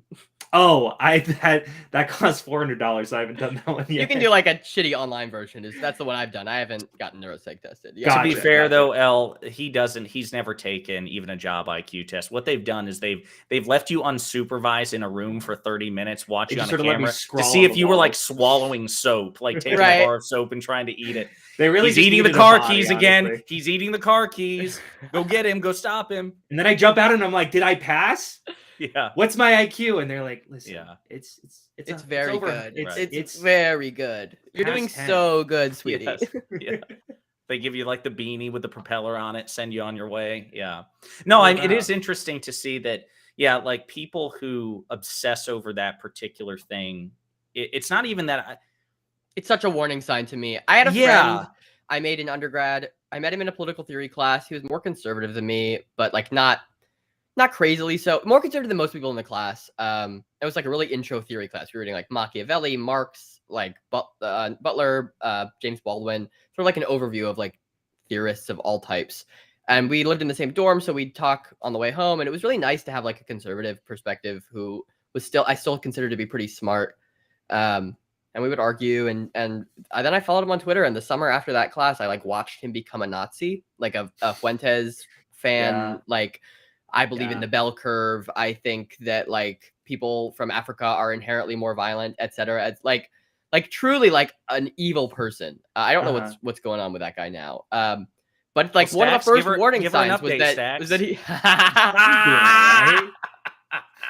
I'm just frustrated that I Yeah. just keep getting called a Nazi every single time that I tweet that praise wasn't Hitler. that bad. Yeah.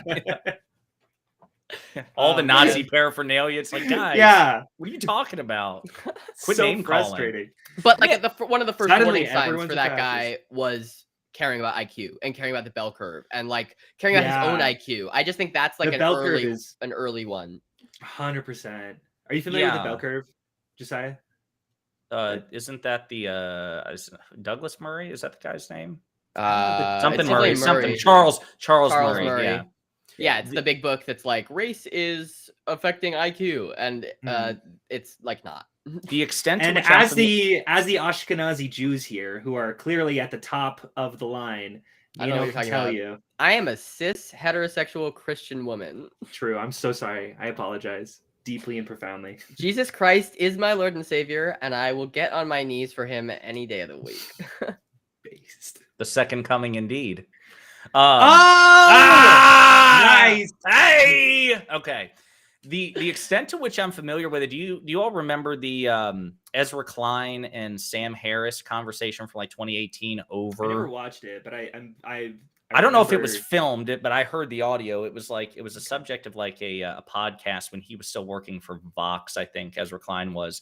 And it was actually a really, really, really good conversation. And that was, I'd never heard of the bell curve before, but that was basically the trigger for that entire exchange, in which Klein felt that Harris, it wasn't like, look, it wasn't, you can't talk about IQ because it's a thing that is discussed, but it's like you should contextualize it appropriately, especially when you're having a conversation about the bell curve and with Charles Murray. You can't separate it from the political and racial implications. And so that was basically the crux of the entire exchange. And so to your point, it's I try not to get suspicious when somebody starts talking about IQ, but I do clock how often it comes up. If like you just drop it casually, like you make a reference to it, whatever. But if it's like you're obsessed with it and it's just all you talk about, that's really weird to me. That's super. I don't know. To me, it's a red flag. But how are we getting on the subject? There's something. Oh, it was about the Jordan Peterson thing. Yeah. Yeah. I remember watching his podcast on Joe Rogan because he did go on this rant about IQ and how like who exactly like which race is smarter than the other. And I was shocked at how I do put Jordan Peterson as one of the more reasonable conservatives and one of the more thoughtful conservatives. Again, bar is the floor. I understand. But I was still shocked to notice how pervasive that language was, even towards someone who I consider to be at least a tiny bit more intelligent than the Crowders of the bunch. Yeah. Well, no, again, I mean, I don't know how Elle feels about it, but again, like if you are a psychologist or psychiatrist, I mean, again, it is a very common psychometric tool, whatever its flaws and faults may be. I don't mind people talking about it. It's just obsessively lingering over it that it just weirds me out. Or like it's the mark of the big red flag is like if it's the mark of a good partner, you know, because that's always a subtle language for like being against interracial marriage. Like that is it's two steps next to it. No, I mean it's the same thing as like biological sex. Like there are obviously contexts in which it's worth talking about. But those contexts are if you are a doctor who is supposed to be talking about that shit, and otherwise, like, shut up and sit down. 100%. And obviously that opinion is a little angry, but it's what the people who I violate. Thank you. Who is Winter Dragon, and why do they have such bad opinions in the chat? Bad opinions. The antiquated language is why we have sovereign citizens. What does that mean? I think what they're saying is if you isolate someone from law. Wait. Oh, fuck. Damn. Yeah. Well, no, I think what he means is there are people who have the sovereign citizen mindset and they appeal to the antiquated language of law to like chair. Yeah. I thought they were trying to justify the antiquated language. No. Okay. No, I take it back, Winter Dragon. Your opinions are mean, great, and I love you. My doctors ask me my pronouns. I don't know that's cool. That is normal. My friends and customers also ask me my. I think what Elle is saying is doctors should care about gender and sex, right? Yes. Doctors Right. should say, hey, what do you want me to call you by? And 2, what the fuck is going on in your body? Because it's my job to know if you have a uterus or not. But that's the only person who should care about whether or correct. not I have a uterus. I don't give a shit if I'm meeting someone on the fucking sidewalk if they have a uterus or not. That's not my responsibility. I'm not double checking to see how exactly they bleed and what exactly they what they were born with. Like it's just so not how we communicate socially.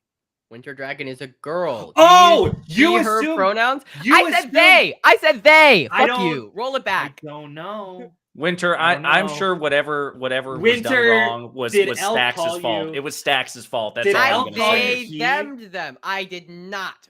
It's possible Ruminate did, but I feel like It may have been If I'm me. In which replaying it case, in I my head, apologize. But it's I feel probably like Stax. she said, I am a "Who is beautiful Winter gender Dragon ally. and why does he have such bad opinions?" I could be wrong. Oh, it was me. You want to get fucked? You want to get off this call What? right now? All right, hang on, real quick. We're rolling it All right, back. so anyway. Oh, thank God! Now we can get Listen. down to. Yeah, we can finally have a mature conversation now that. So we're all Stax is voting no for longer Trump, part of it. right? Yeah. Listen, so Stax actually he's registering right now as Republican. So Oh, that's. Oh, hey, that's buddy. nice. Hey. I'm so ashamed. you should feel ashamed. I will say I am bad at that. Like that is something that like I consciously this is something this is something that I feel very strongly about is acknowledging that it is hard to change your language so that you're they theming people, because I grew up where socially you go he if you don't know that person's gender, you don't know who that person is, and that is Whoa. a flaw in society. That is like not good. Grew up in like fairly conservative, like fairly religious areas, and No, it's absolutely much harder. I was doing she they for a long time, and I switched to she her partly because I was tired of getting like it's easier for my parents and family to she her me than it is for them to Yeah. they them me, which is like frustrating and like not a great way for the like the status quo to be, but it is hard. They them is hard, and it's taken me a lot of work, and I like exist in a very trans social circle, so like the fact that that's my default is not like I don't I'm think not- you're a bad not trying to- person. I'm not trying to make excuses here. Here's what I'll say. I do think that it is hard for some people, but that is an effort that you need to go through. And also, if you continue going down that line, if someone corrects you and you continue and you don't feel ashamed, you're probably like that's Well, this very is shitty. here's the thing though. This is But I do feel bad, and I this is the apologize to seventh Winter time Dragon. that Winter has done this, has corrected you. Okay, the 7th time, and you just I'm refuse. sorry. You are wildly inappropriate. Right. This isn't a True. mistake. This Yeah, is the kind really. of thing that C16 is meant to prevent. Take him to jail. Take him to jail. Oh, Right. The yeah. Canadian Prison. police are Jordan coming to you Peterson was right now. this whole time. You know, but so what I was getting at with the I do apologize to Winter Dragon. I do No. want to. I used to Sabrina. I think that she's saying. been trying to Oh, default to Sabrina! She was like the only one who like would watch, and she was super patient with us. Do you remember? She No, was like, I don't. wow. When? So he forgot who you are, Sabrina. But I remember. When was I- this?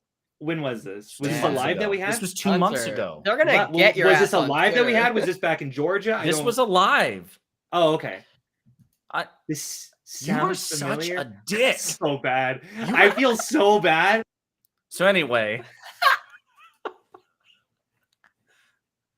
Sabrina, I remember you. I absolutely. I didn't know Me you could too. change your username though. I didn't know that was a thing. Can you What do are we that? streaming on? Change your username. We- On. Oh, jeez. I feel so bad. I'm so sorry. Digging a Yeah. hole, I know. YouTube. Yeah. I'm yeah, just so gonna we're- shut up for Yeah. the Thank next little God. bit. Thank I'm God. gonna You sit need to down show. here. All we I'm gonna need sit from, my white ass down and listen. all we need from you is your bare feet, because that's really the only thing that we're paying attention to anyway. His OF. By the way, follow Stax on TikTok, and we're gonna put his OF handle up there too. Do you have it ready? It's also Staxioms. Huh? Is it? Yeah. It's Staxioms and friends actually. It's because sometimes I bring in a Josiah just to keep things interesting. Just to I hang pick- out. I picked the toenail polish. Mm-hmm. Yeah, because I wanted to go monocolored, but he was like, no, you gotta keep things interesting. Your feet aren't doing enough of a sell. Your hobbit feet there, yeah. So as far as like engaging with people on Twitter, though, so like I gave an example where I, actually kind of weirdly on Some More News's behalf, I was like, "Don't you talk about Cody that way?" And like, but do you ever feel like the urge to defend your writing on Twitter? Like if somebody, Cody gets shit about everything he does, right? So it has to include episodes you've written or co-written. Do you ever like go in and spar with conservatives on social media about it? I mean, so pre Some More News, I used to fight a lot on Twitter. My first sort of online controversy was I wrote an article about PewDiePie for the NYU student paper that I was writing for, and I said, "Hey, PewDiePie isn't a Nazi, but a lot of his fans sure are. That's kind of weird." And I got a bunch of comments and messages that were like, "No, they aren't, you fucking Jew." What? What year was this? This Was this like in Gamergate era? 2019, like later. Okay. I can find it. Okay, this is gonna be a boomer question, but I've heard PewDiePie before, but who is that? He was for a long time. He was the largest biggest YouTuber of all time. YouTuber. He's like OG YouTube.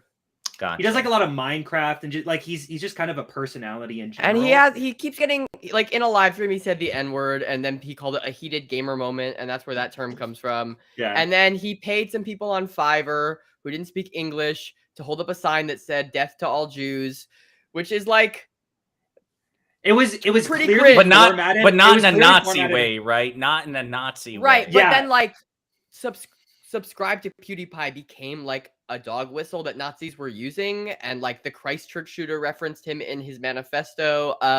So like there was an issue, and the thesis of this piece that I wrote long ago is just like he should take more responsibility for it, because he sort of at this time was like, I'm not a Nazi and therefore I've done nothing wrong. And it's like, well, no, but for you sure, because millions of subscribers. Because I could 100% see the argument, like, no, you know what? It is fair to say that was parody, that was a joke, that was just the dumbest, stupidest thing that I was just wondering if I could pay $5 to write the most extreme thing. But you should also have some understanding of the responsibility that you have when you have 50 million people tuning into you constantly, that there is some responsibility to make sure that people don't take that poorly and take that incorrectly. Right. And like, you might not say that he's a Nazi, but you can definitely say he's been deeply irresponsible with his platform. But anyway, when I started getting shit for that, I would like fight in the comments. And then when like my friend Connor started becoming a Nazi on Twitter, I would argue with him constantly. That was my biggest argument phase, was I would respond to almost every single tweet he made. Well, you probably felt like an obligation because he was a friend, to try to like help course correct. Like, I get that. Yeah. But then I got harassed I wrote an article about Randy Rainbow, who's like a liberal musical parody YouTuber that I don't like. And his fans harassed me for a few days. And that was so awful that I like locked all my accounts and just sort of like hid to get through it. And since then I've been a little bit better about not engaging. And especially since getting hired from Some More News, just because like the amount of like the level of eyes, the number of eyes on my work is so much higher than I'm used to that I can't engage with all of them anymore. Like I used to have the urge to like, I have to make sure I'm perfectly understood by everyone who reads my essay. And if someone is disagreeing with something I've read, it means I have to like correct them specifically.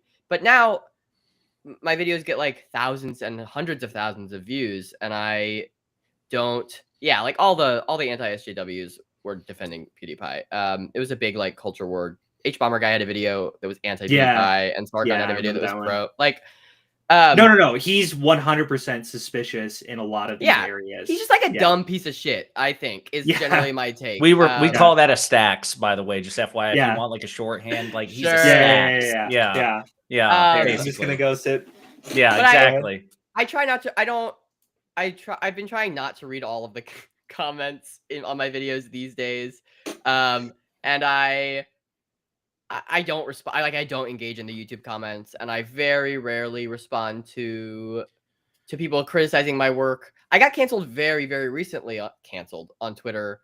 I tweeted something in a response. I replied to someone, and a bunch of communists got pissed at me for something. And I think 2 or 3 years ago, I would have like spent the next 2 days like arguing with those people, or like even just dunking on them, like quote tweeting them and being like, "LOL." And I just like turned off my notifications and ignored them, and they stopped in a few hours. Yeah. Because it's just like that type of arguing is no longer enjoyable to me in a way that it used to be, like my main outlet for combativeness, I guess. Yeah.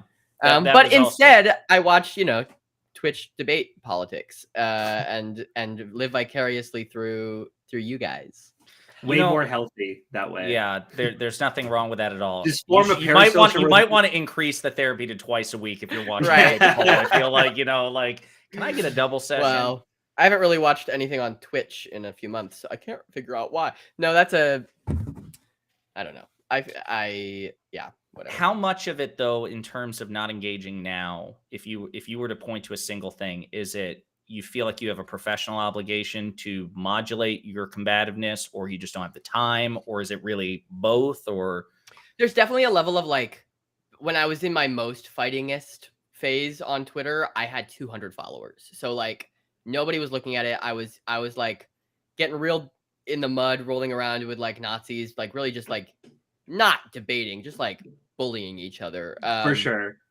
And like no one was looking at me. I thought I was mostly going to be an actor. Like I wasn't. And now, as like a writer, I feel like more of an obligation to use those platforms in a professional sense. So there's some level of just like the people following me. I still don't have a huge following on Twitter. It's like 1.3K or something. But like that, like those people are following me in a more professional sense. I want to curate a slightly more put together like persona on the internet. And then also just like it's not. Because I have a larger platform, like it's just not as fun for me anymore. More people harass me. Also, I'm more publicly out as trans than I was at that point. And so like you tend to just like, I don't know. Every time I tweet anything about Nick Fuentes, I get a bunch of people like calling me an ugly man in my quote tweets. And I just like block those people now. I think back in my like early they them era, I would have like rolled around in the mud with those people and like called them ugly and like tried to like been like, oh, you're dumb, you don't understand gender is different from sex, haha. Now it's just like whatever. They're like 4chan trolls, I'm blocking them. Yeah.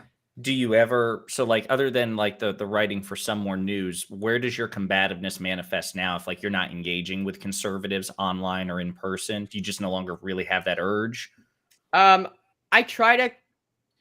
do have the urge. I like will vent to my friends instead of engaging directly. I'll text Stax. I'll like text my roommate. I'll like journal, which is writing an outline of an essay, or I'll just like shout about it on stage sometimes if I have an open mic to go to.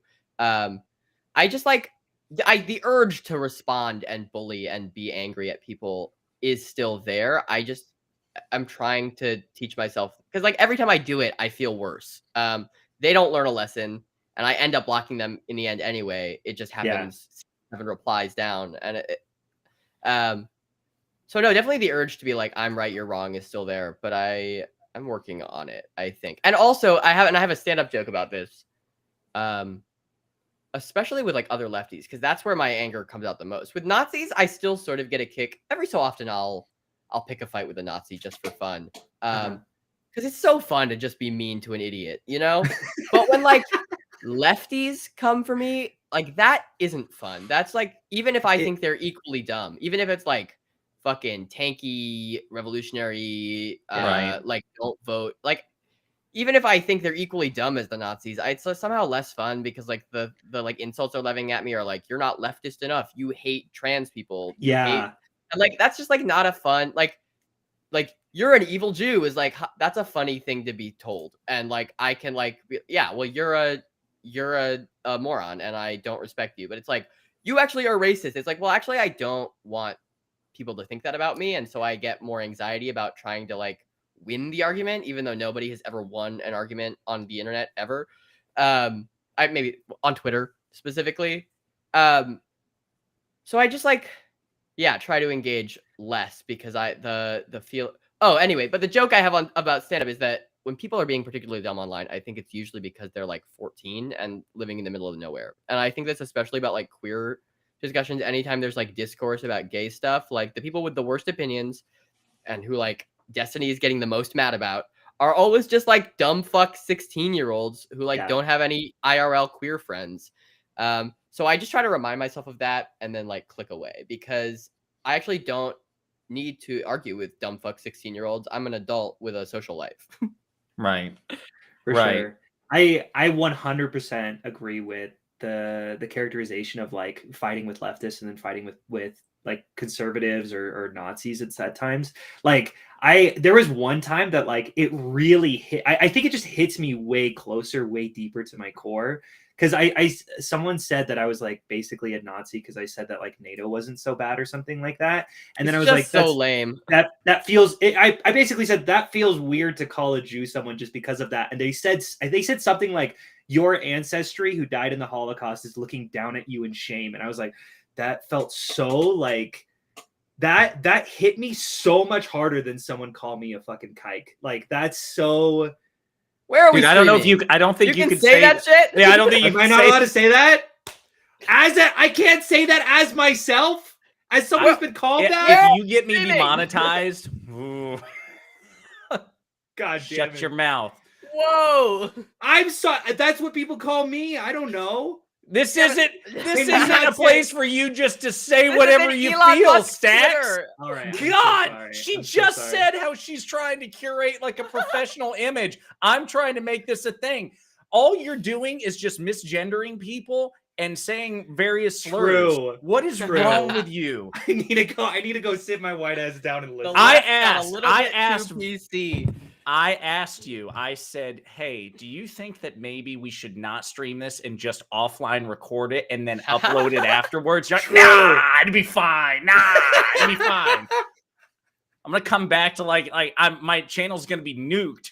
I finally had a video go viral because I legitimately didn't know that was considered like, because I feel like I know it was a slur, obviously, because people have called me that, but I don't know. I didn't know it was that bad. Unbelievable. Okay, so anyway. Thank God. Yeah, now that Jew's gone. So anyway, guys, what we're talking about here. You two are wildly inappropriate. I have to be the adult in the room going like walking around with a spray bottle going unbelievable. Trim this out on the edit. Absolutely, yeah, believe me. Here's what's gonna happen. The stream, like when I bring this video back, it's gonna be like the intro where we introduce Elle, and then it's gonna be the very end where Elle says goodbye, and Stax isn't gonna be anywhere in the conversation at all. #, release the Ella cut, where Hunter says a slur for Jewish people. God, just like the Snyder cut. Was that the Snyder cut of? You remember that? You remember those 10 minutes of the Snyder cut where Ben Affleck goes on a rant about the JQ? Gosh. Aw. We will, Sabrina. I'll tell you why. Because at least Elle won't misgender you. Right. True. I'm like, yeah. I do apologize again. I do feel bad. Stop it. Okay, so no, wait. What do you mean? Stop it! I do feel bad. No, you don't. This is all just part of my long-term plan to tell Destiny to touch grass to his face. Oh yeah, just get in. Yeah, if and when you ever find the energy to go after again, you should have the conversation with him. Yeah, I mean, part of it is just that it took me DMing him 8 or 9 times just to get on a stream the one time, and that was the conversation was kind of unsatisfying because, I mean, and I'm noticing this more having now spoken to him. It's easier to see once you talk to him in person, even once, that he doesn't change his mind immediately. A few weeks later, Hunter sent me a video. Oh my God, did I just out your real life name on the internet? It's fine. My name's Hunter. Sent me a video that was look, Destiny is saying the things we were telling him a few weeks ago, and that was gratifying. So the difficulty of the unsatisfyingness of the conversation itself was demoralizing, but whatever. It's that it was really hard to get him to pay attention to me, to get myself on stream, and I'm too tired to kiss ass that hard. I think. Yeah, it was definitely a chore to get his attention initially. Actually, I had help from because I was going after him on Twitter, and I wasn't insulting him. I was just constantly. Oh, me neither. Right. When he would go after the left or other lefties, I would be basically, dude, can you please triage and focus on the right? Come on. Anytime he talked about, or it used to be that anytime I was watching, I don't watch him live anymore. I'm trying to cut back. I was getting really burnt out on Some More News scripts, and I was trying to figure out why I was struggling so hard to write scripts. And finally, I realized it's because in my free time, I'm watching hours and hours and hours of political live streams. I have to do something else. I have to not be thinking about politics all the time. So I've cut down. But I used to like watch his stream a lot, and I would every time he would talk about trans stuff, I would get in his DMs and be like, please bring me on. You're being dumb. And I just did that for a month or two. And he brought me on, and then it kind of was underwhelming. And also, his audience gets really bored by the kind of gender conversations I want to have because they're not like fucking ponage debates. And he gets bored too. He like will repeatedly be like, I'm trying to stop having the trans conversations because they're really boring and don't go anywhere. And it's like, okay, well then stop saying things to piss off all the trans people. Seriously, I don't know. Yeah, so one of the things that I'm wrestling with when I go into his chat, because like now I can just pop in whenever I want, leave whenever I want. So it's like I have to remember that I probably should be there if I'm doing this to try to make a career. I probably should be keeping his chat in mind, but I'm trying not to. Like, and the idea like, oh, what if I bore them? Because I know like a lot of the channel now is geared about drama and red pill manosphere stuff, which just is not my wheelhouse. I like politics. And there is I like trans politics and then like gender philosophy. Like I mean, and that's what's annoying is that he'll make like a very dramatic statement like, oh, we should gatekeep trans community and like want it to be like an interesting, fun debate. And it's like, well, no, what you're really making is like a very like contentious philosophical claim, and like then you can't get mad at someone when they want to have a boring philosophical conversation about it, you know? Yeah. Well, like I said, I think that if you ever like get to the point you're like, you know what, I'm ready to dedicate the mental energy to it, I think you absolutely should, because whether or not it impresses the majority of chat or whatever, it is. I mean, you'll have a lot of eyes on you, and there will be people, especially if you follow a subreddit, there are people who walk away from these conversations, feeling a certain way and feeling either vindicated or have their minds changed because like on the J.K. Rowling Hogwarts Legacy thing that you haven't watched, which you probably should because I'm in it. Yeah. But anyway, one of the tangents was basically my thesis with my overall situation with Destiny that I tried to do, my personal affection for him notwithstanding, having met him now, worked with him in Georgia, Stax was there, is as far as like being on stream, it's to be the little angel on his shoulder to keep him pissed off at the right. Like, I'm not saying that you can't have your criticisms of the left. The left is not perfect. The Democratic Party is not perfect. And their imperfections merit scrutiny and pushback, but in a context. So like, that's one thing I'll give like Cody props for in Some More News, period. Clearly, he's not a Biden fan, but he's honest enough to recognize there are major substantive distinctions between Biden and Trump. So he came out and made an entire video, please, for the love of God, vote for Biden. And he walked that line so well. I was thrilled by it. That was before I was writing for him. I was thrilled by that video. I was like, cool. You can keep the tone of like, ugh, Biden, but you gotta vote for him. You gotta. Yeah, and Contra made the same video, and I respected her so much for it. It was so good. That. Yeah, I know. Right, but that was the morally responsible thing to do. Yeah. He didn't like performatively do the Brianna Joy Gray thing where like, Trump, Biden, two sides of the same coin. Because not only, number one, is that dishonest, number two, you'll get people killed that way. Like the idea that there's no substantive difference between Joe Biden is the most powerful man in the world and Donald Trump is the most powerful man in the world. Life and death situations. We'd have more coronavirus fatalities. Our economy wouldn't be recovering the way it is. Trans people would be dying, I feel like, even more than they are even now. Right. Yeah. And I feel like what you're saying about like the left is true of the trans conversation specifically, just times to like a factor of 10, because absolutely the trans community, quote unquote, is not perfect. And there are people online who are worthy of criticism, but like, could we get some perspective, please? Oklahoma is trying to murder us. Like half of all of the states in this country are trying to send me to prison. Like, and Destiny is like mad because someone with blue hair and pronouns on Twitter said that like you can be like sponge gender. Like, who cares? Stax, do you know like this Oklahoma law is insane? Like, I don't know if I've seen it. 26 years old to get gender affirming. Like, it is a felony to provide anybody gender affirming care if you're under the age of 26. 26. Like, because your brain doesn't finish farming. The party of until- small government. That's and so just do fucking what you ridiculous. Wait, did it want. get passed? Is it just like being voted on? I'll right have to now? double check my notes. Sure. I know they pushed it like it was. I think it was just proposed in bill form at the time because it was part of Sure. the state session for this year. So I don't think it's passed yet. Yeah, I don't think I've seen this thing. Can I Right. respond to this comment that says trans rights is the hot button issue in the culture war now? So of course, drama farmers like Destiny will gravitate. Like, that's true, but why is the side he picks of the culture war to be like, yeah, these fucking annoying non-binary people on Twitter are ruining all of transgenderism? Like, that's not the right.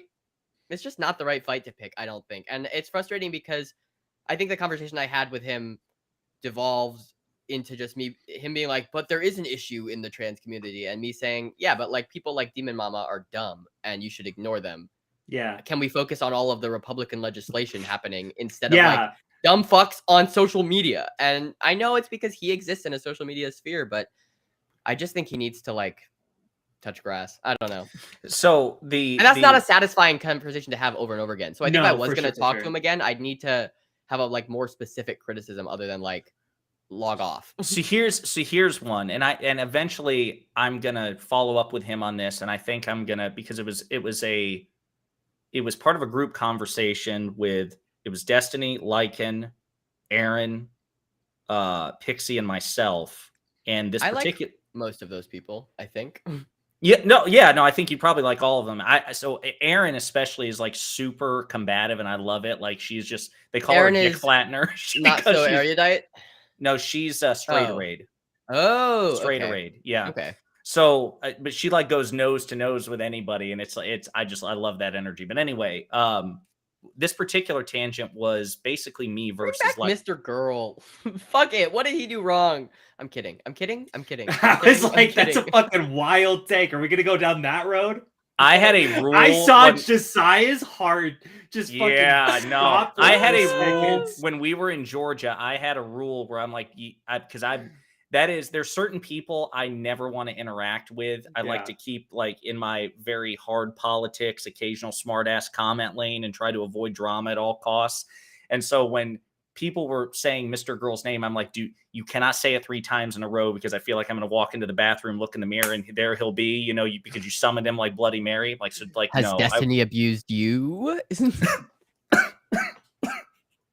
No, but this particular tangent, we were talking about like fringe online takes, right? And to your point, you can find anything on Twitter. You can find anything on Twitter with hundreds, thousands of likes, right? Right. And certainly it's fair to criticize, but like I was making the case like, okay, the idea that fringe online leftist takes have a relationship with offline mainstream like politics is just not true, right?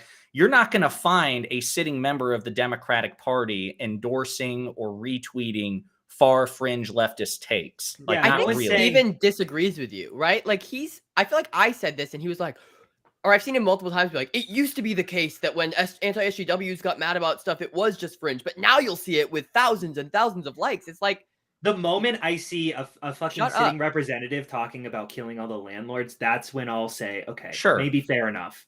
Right. But we're not even close to that area. So 2 days after that conversation, I was at the gym. I was in between sets, pulled out my phone, and I just opened Twitter. And are you familiar with Stephen L. Miller?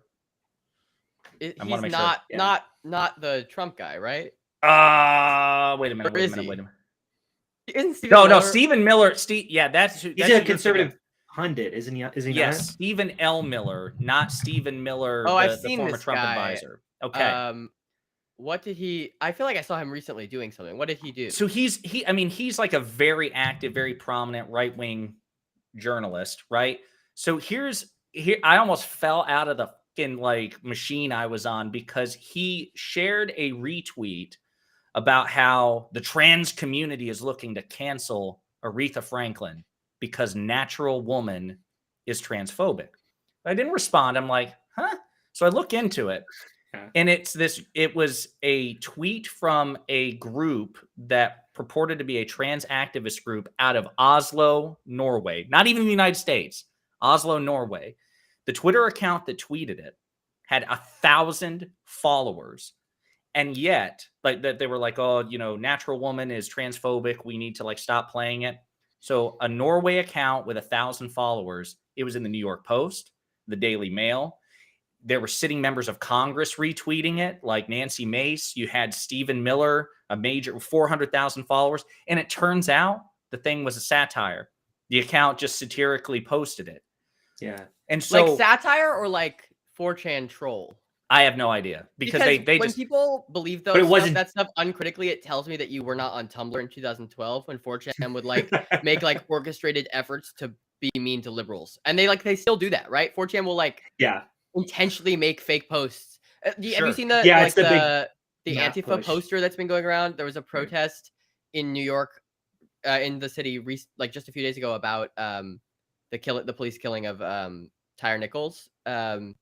And then like this poster was going around that was like, bring your bricks, smash everything, fuck cops, ACAB. And it's like a fake, like it went on Fox News. Fox News showed this poster and was like, this is a problem with the left. No one posted, no one can find the original poster. It's fake. It's made up because. Right. So, so it may very well have been that. Here's the thing, that account was relatively new. It was relatively obscure. It didn't have much by way of post history. Days later, they came out and were like, we can't believe you all actually reported on this because it's so obviously satire, blah, blah, blah. Here's the thing. To me, it's almost like beside the point whether or not it was satire or sincere. Because it could just be some random dumb fuck idiot who's just saying that we shouldn't listen to Aretha Franklin now. Right, but we why can just ignore those people. Right, they're just there's 7 billion people. Post, you're gonna find some idiots. Right. Why is the New York Post, the Daily Mail, sitting members of Congress, conservative pundits, even if the tweet was sincere, the account had 1,000 followers and was out of Norway. It wasn't even DC. But here was my point. I blame Osama bin Laden. Say what? True. I blame Osama bin Laden, and that sounds like a joke, but it's not. I'm gonna let you explain that in just a minute. You finish first. Yeah, but so we'll see where the logic is there. But to me, it was like this idea that the fringe left is really the one exacerbating issues. Like, yeah, the right's worse, the right sucks. But if the fringe left would just calm down, it's like, no, the right wing does not require any widespread activity from any faction of the left. They will find these random, like, it wasn't like that thing was being regurgitated by AOC or Bernie Sanders or the president. They went and found a 1,000 person random ass obscure account out of Norway. And we're like, we're going to report on this. So it's like, to me, like when people talk about including Destiny, with all due respect, when they're like, listen, some of these fringe takes, they get like tens of thousands of likes. That's what feeds the right wing culture war. No, it's not. They'll pick random shit like that and just like pluck it out and like go see, and they'll paint the entire left with this way. So to me, it's like, that's where you've got to triage this idea. It's like you shouldn't push for like socialist policies because they'll call you a socialist. It's like they called Obama a socialist. They called Biden a socialist. Right. Yeah. Like, come on, guy. Like, it doesn't matter. You can't. I'm sure Innuendo Studios, that's such a great series. I'm sure the All Right Playlist is about that too. Like, you simply can't be making all of your political decisions with the goal of optically like avoiding getting dunked on, because they're going to dunk on you either way. Yeah, and I feel like Destiny should know this. Right. You can't bad faith prove but he's obsessed with it, and not always, only when it comes to like queer and trans stuff, which to me, I feel like maybe he should reflect on a little bit. But that's just me. I'm telling you, I think you need to like meditate, get ready, go to that therapy lesson, come back super strong, and it's time for get round back in that 2. debate, bro. If you want to get me, if you want to help me get in touch with him, I mean, I guess I have him on Discord, but whatever. Yeah, 100%. I think I could mentally do it. It's just like I'd want to have a pretty clearly structured. I mean, I would even be happy to talk with you as well. Like I don't need it to be one-on-one, but I wouldn't. I think last time I went in and was just like, please let me correct the record on some of this stuff. And also I was a little high. Like there's a whole bunch of conflating factors. It just wasn't more like inflating factors. It wasn't a great conversation, but I would be happy to talk to him again at some point. No, because here's the thing. The last thing I'll say, but it's one of the things, there are so many things about Vosh, Destiny, Hunter Avalone, certain people on the online left that I respect. And one with Destiny is he will have conversations with just about anybody, right? It doesn't matter what size the platform you have. And I feel like a lot of others don't do that. I think like somebody like Hassan, I don't think he'd ever have a conversation, or, and even Vosh, he's kind of closed himself off from smaller content creators and whatnot as well. So I don't know. I think that you should absolutely have a conversation like that. Hunter had a couple of conversations with him, or at least one about, I think it was just one. Yeah. I also think misinformation. If like we were on a call with that y'all were on as well, I think something I underestimated before, like, because when you watch his stream, you're like listening to both sides, and I'm always like, it's so obvious the thing you should say, and then I got on his stream and was like, oh, cool, I'm having anxiety, right? Because there's thousands of people watching me, and this man who I've been like parasocially watching for years is actually just talking to me. So I think, So I also think practice is better, right? It's like, this weird juxtaposition too, because you've got all these eyes on you, but the conversation itself doesn't feel performative because he's talking to you just like a person. Like, right, he's talking to you. He's like, So but you've got the scrutiny of like you're walking the red carpet at the same time. Yeah, I get that. I do. So I mean, if we want to try and figure that out, I would be happy to have a conversation with him. Yeah, I would be down because I've been infuriated with him recently over that fucking tweet that you sent. Me? No, the one that Josiah, he's like, wait, what is this? Do you remember what I'm talking about with the trans women having periods? I'm talking about. Oh, my friend Ivy. Yeah, I said it to Elle as well, and I'm like, hey, this is pissing me off. I wanted to rant about it, and Elle was like, oh, I know that person. Yeah, that was the go-to. She's like a neighbor of mine.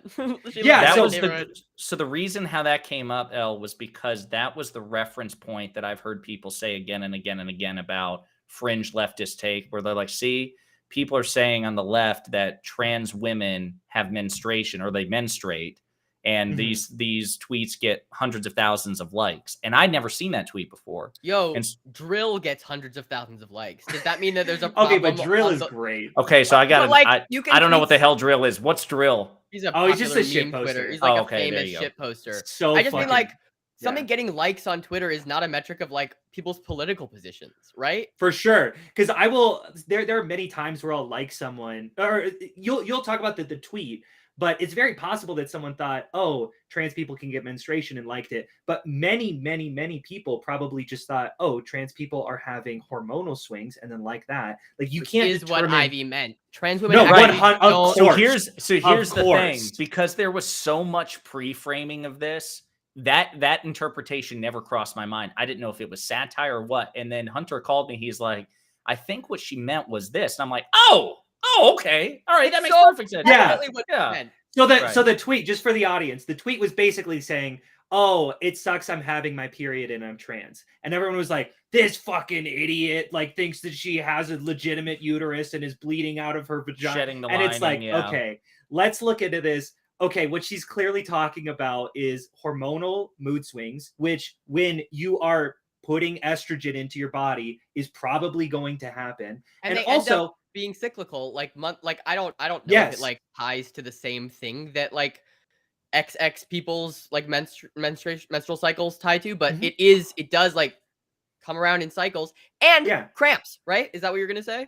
Yeah, I was just about to say, I think the tweet in question said cramps and not periods, but cramps could also be very hormonal. Like I looked into it, like I just did like a basic Google search and they're like, yeah, it's hormonal, but it's also the uterine lining. And the big thing is we don't know, we have so little research on how trans people experience anything really, but periods also, and how like what trans healthcare really looks like. There's so little studies, so little information out there. So for you to say for you to say that trans people just can't have this experience when you don't know the information, and it's pretty plausible to say that cramps could absolutely happen when your body is expecting this to happen, when you have so much estrogen that you're going through these cycles.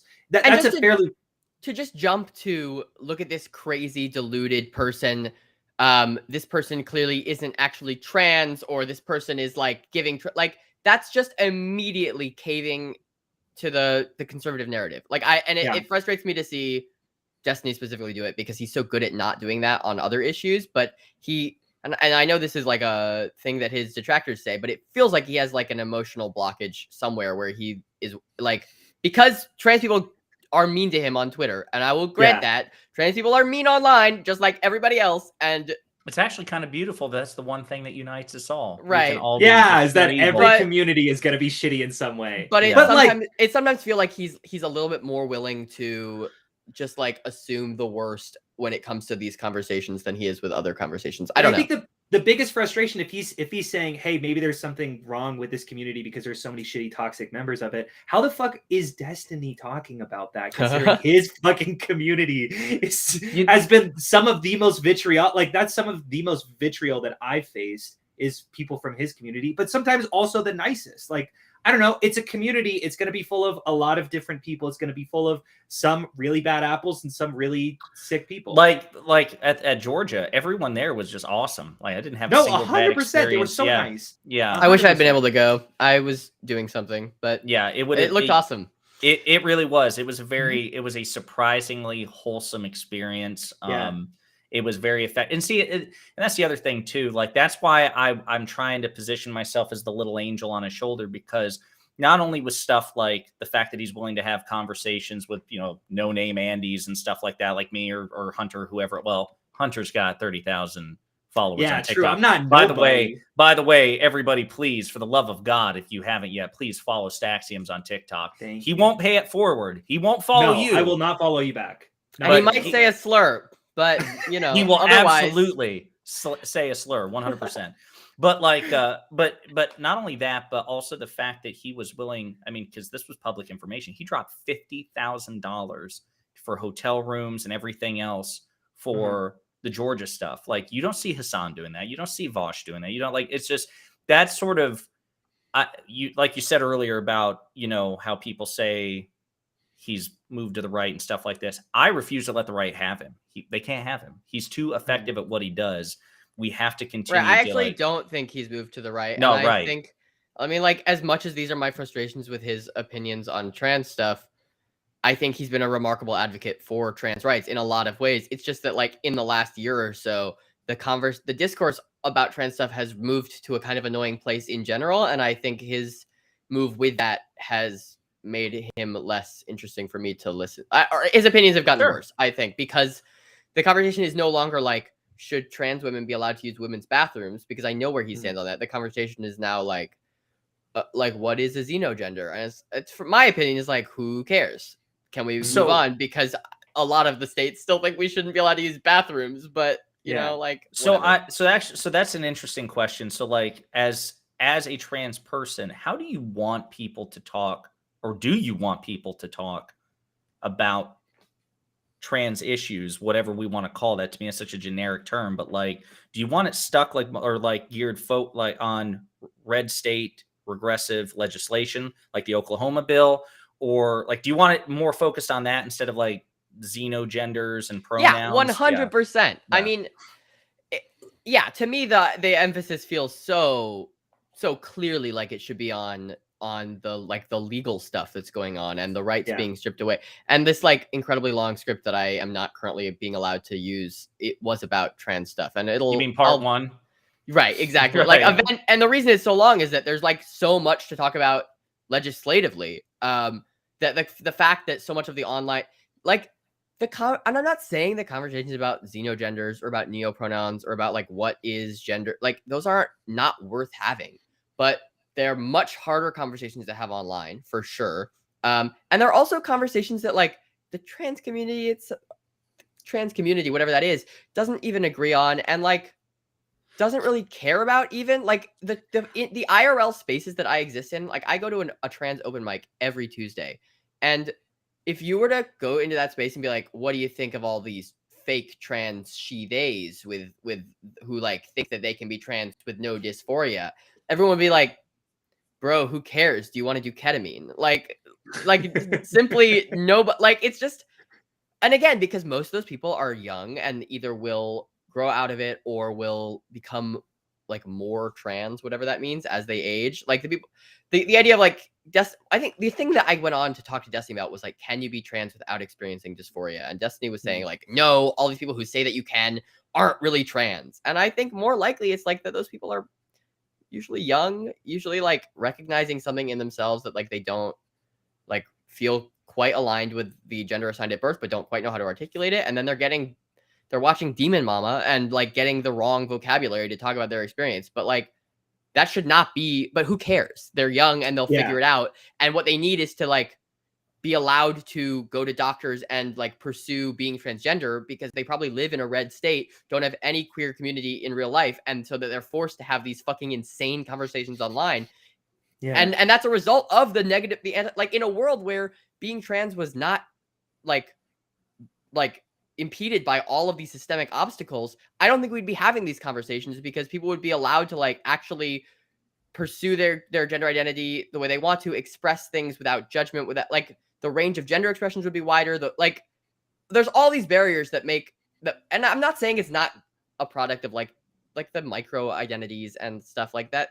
It is annoying. Like, it's Tumblr ass bullshit, but it doesn't matter. Like, it doesn't matter at all compared to the Oklahoma bill, or compared to the trans stuff in Texas, or compared to like the way conservatives talk about us as groomers constantly. Yeah. Marjorie Taylor Greene said that drag queens are going to have to be dealt with through violence. Yeah.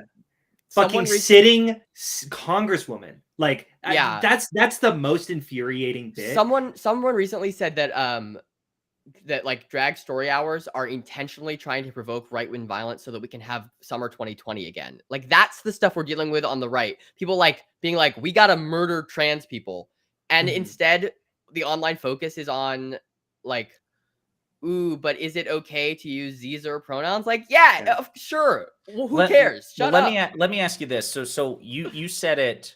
The way you said it was my instinct, just as a cis white guy from the like rural South, right? So I was thinking, well, maybe I've got it wrong. But my thought process is legislation is infinitely more important than what the consensus is on pronouns. However, let me play the devil's advocate and ask you this.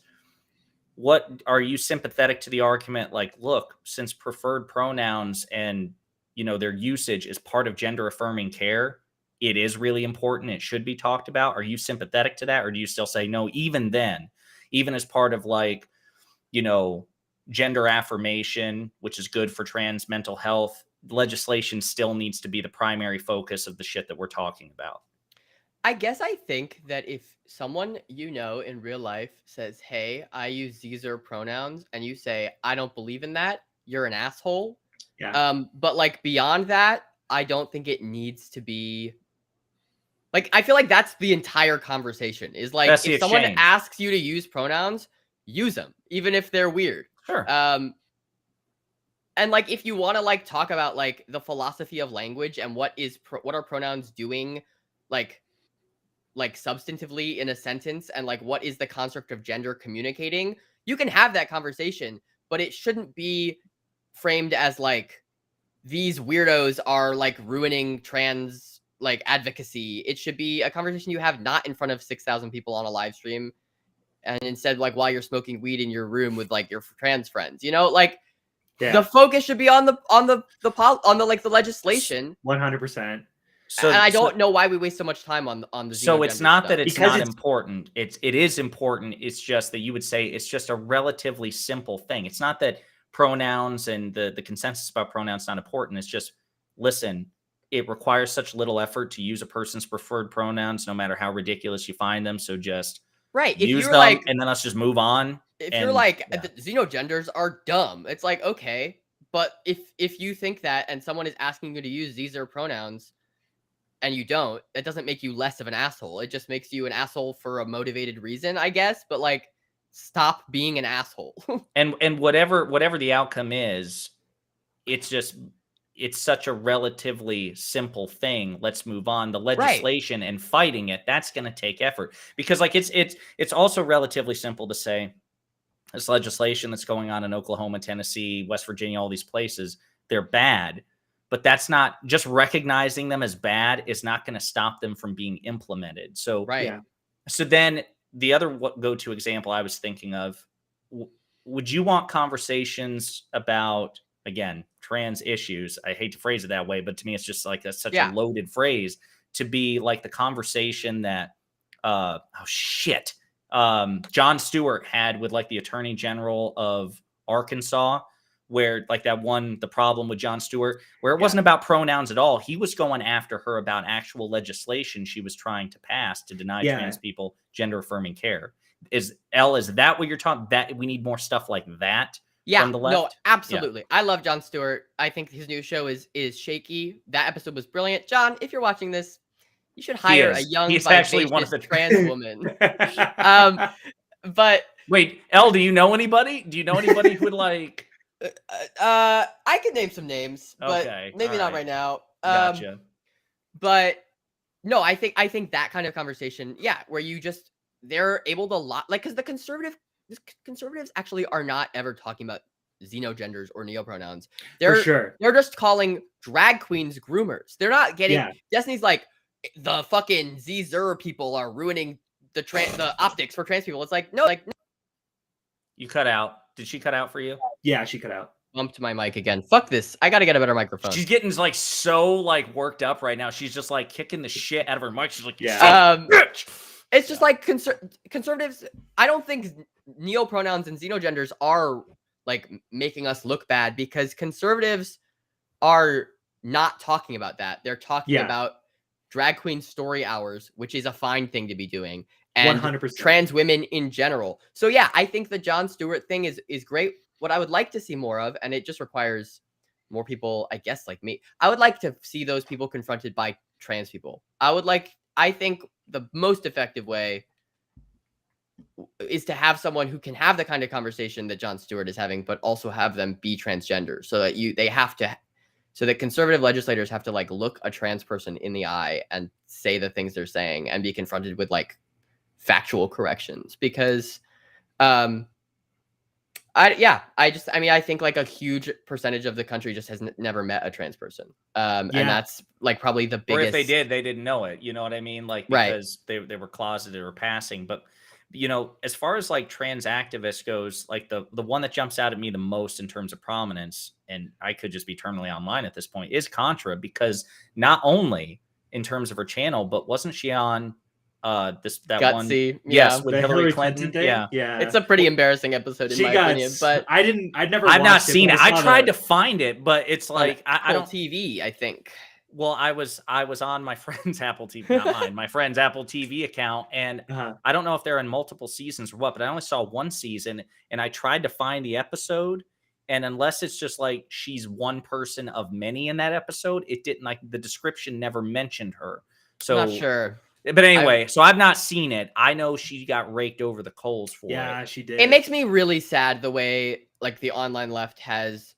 And again, this is my point of like, there are criticisms to be made about online leftism, because it makes me really sad to see the way she's been treated by like trans community. And I'll get canceled by trans people for saying this too. I like Natalie. I like ContraPoints. I think she does good work. She's been like deeply formative to my gender journey and my political journey.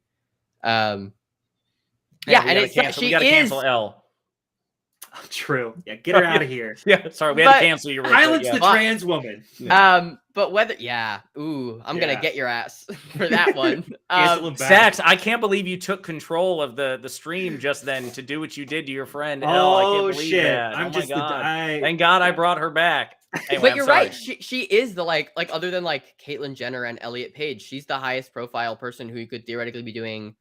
You could call trans advocacy, because like Chelsea Manning gets called a trans advocate, but I had this conversation with her once that was like, she's not a trans advocate. She's a trans person who does other politics and like. Oh my God! Wasn't Manning? I thought Chelsea Manning was the classified documents. Yeah, but they're not about trans stuff. It's like privacy and like security. I didn't know she was trans. I like that. The only thing that name jumped out at me for was wasn't she arrested for classified documents or she transitioned in prison, in jail, right? Yeah. I did not know that. Okay. And now she's a Bushwick DJ. Nice. What about but Caitlyn Jenner isn't an activist, right? Because isn't she super conservative? Yeah, she's an asshole.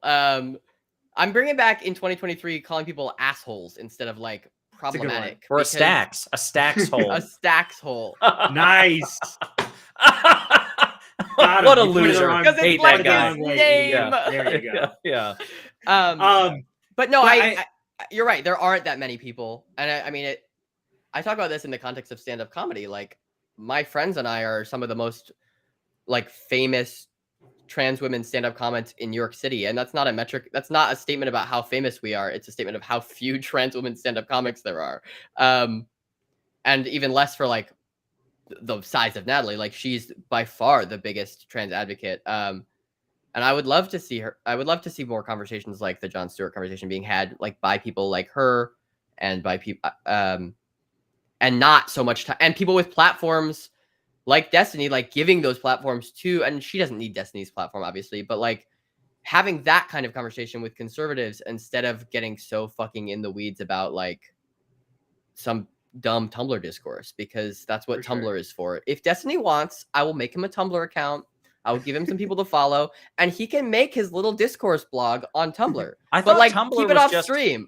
I thought Tumblr was just like for erotic drawings. It No, was Tumblr that as banned well. porn a few years Yeah. ago, and that's why But it Twitter's was so also bad like now. aggressive identity politics at the same time. Gotcha. It was Yeah, it was yeah. just like a fun mishmash of the worst types of Anything people. you've noticed TikTok and Twitter doing in the last 5 or 6 years, Tumblr did 10 years ago. Had its origins. Yeah. Yeah, the aggressive like calling everyone autistic and ADD. That was Tumblr did that ages ago. Yeah. Well, The, like, Stax, I know like- you were trying to say something real quick, and I feel bad. Oh, We put you in timeout because of your Yeah. propensity to use slurs. So I'm very sorry. if Elle's I was gonna comfortable say- with it, I feel like we could let you talk for just a second. Just But real we're rolling the quick. dice. Well, we've kind of moved past the topic, but Natalie was super formative to me too. I am the biggest fan. She's one of my favorites.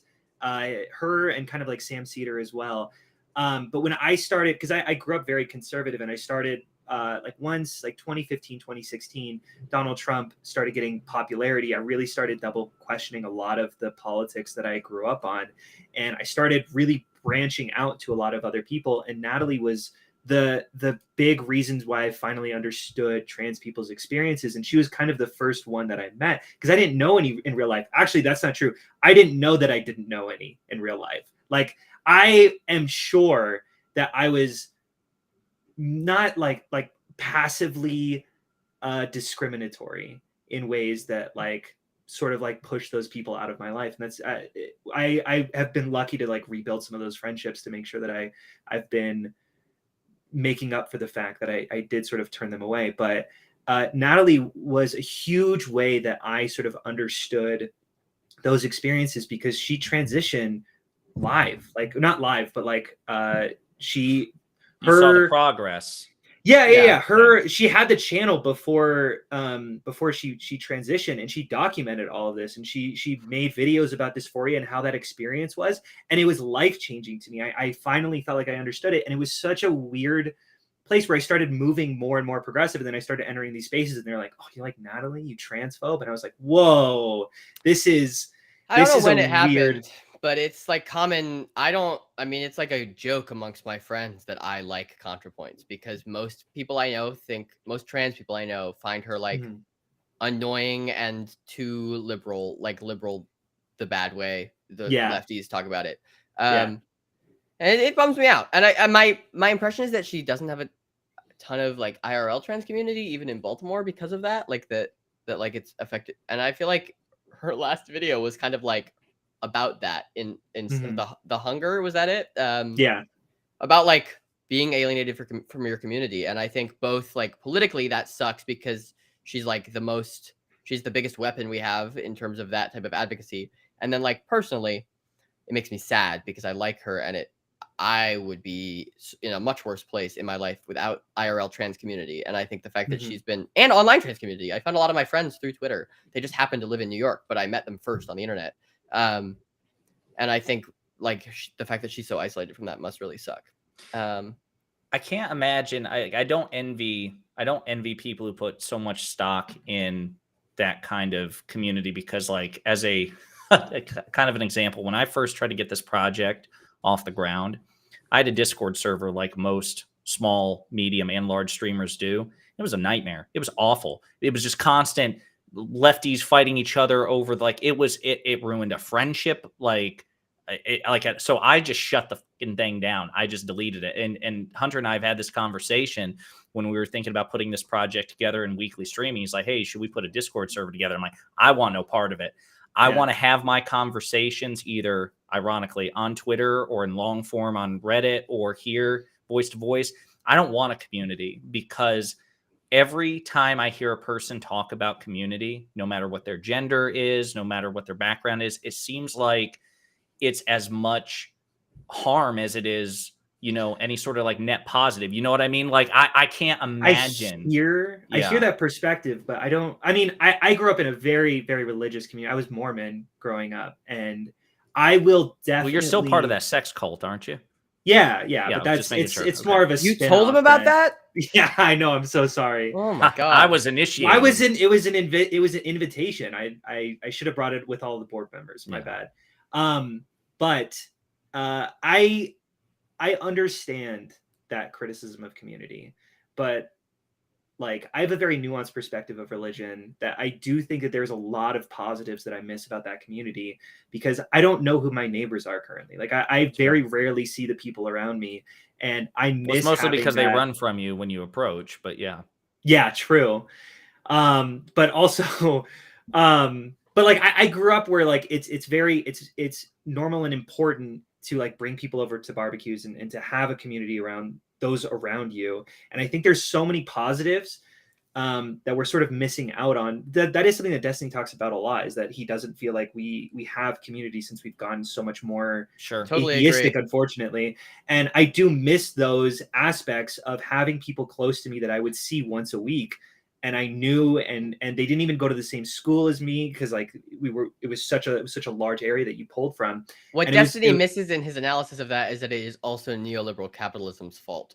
So, and I mean that, I just, again, sounds like a meme because I'm saying it while smiling, but I do think capitalist alienation is part of the reason we don't have community anymore. The death of like labor unions and such. For sure. Yeah, no, labor unions would have. And the internet. There's a whole bunch of factors that end the pandemic. You're right. We don't have IRL community the way we used to. We don't have local community. It's honestly an anarchist socialist take of like we should be more focused on like local community building.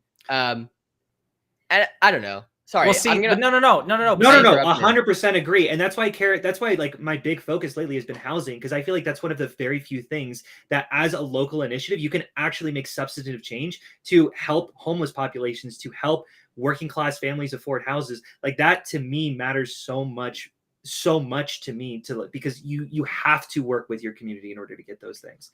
And there's so many positives that.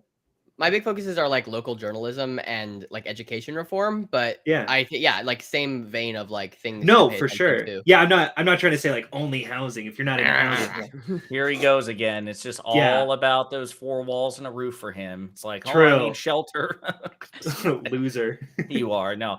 But no, I mean, listen, I to clarify, I completely understand and share like the idea that you need community. What I was referring to was more like the online community, and that's where the advantage of being, the only cis straight white person on this panel is this idea that I can just go wherever I want. You know what I mean? I'm used to having that sort of community on or offline rather.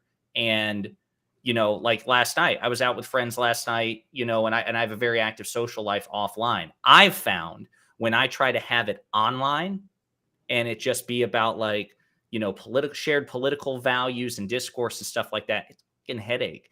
And every time somebody talks about the online community, be it a trans online community or some whatever community you're part of, Stax, it's all about housing and shelter and whatever, the Yimby community, whatever. Hey, yo.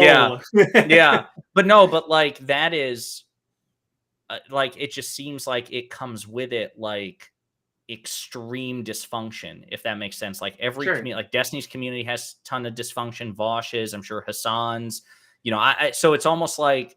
And I also think Destiny falls into a little bit of a trap when he thinking about communities in general, because he and Hassan and Vosh like have like curated communities. Like streamers like have a Discord server and a Reddit page where like there are moderators. Actually, like you can like actually tell if someone is in or out of a community. The trans community online is just like a vague collection of trans people that like you get to be you. I guess technically everyone who's trans online is part of the online trans community, but like I would argue that the Destiny community online is gonna have a way more unified set of beliefs than the trans community because they are an actual like community and not just and they also have a bunch of people specific- posting. They have an obvious leader as well. I don't know if like leader is the right term, but like who in the trans community? Yeah, exactly. Who in the trans community is the high priest of the trans? Like who would you Ezra put that on? Miller. They've done nothing wrong. Nah. So she thinks Exactly. the USSR was like the peak of civilization. Ezra Miller is her favorite DC superhero actor. What else? What other hot takes do you have right now? Actually, no, I'm just kidding. Don't do that. Stax has already given us enough hot takes. I know. In this. I'll just give a couple different. Stax knows some of my hot takes. Enough Stax about is- Stax. Stax is always doing You don't this have to- thing where he will be like, Ella, I have this question for you. I want to argue with a lefty who's going to defend this opinion. And then I'll be like, no. Actually, I have my opinions are perfect. He's always trying to catch me out on disagreeing with him about something, am. but I am. Well, I'm slowly often- to bite the bullet. I often when I'm constructing opinions of mine, like I do want someone to bounce off of. So I do like harass Elle very often with just like all of these crazy, wild, stupid opinions, and I'm like, I feel like I've got something here, and yeah. Or you'll be like, ugh, Ella, all these lefties think this. Can you like help me understand why they think that? And I'll be like, no, that's dumb. I don't think that. And he'll be like, fuck, you're too based. Too based and pog. So true. Too based in Pog. Too based in Pog, indeed.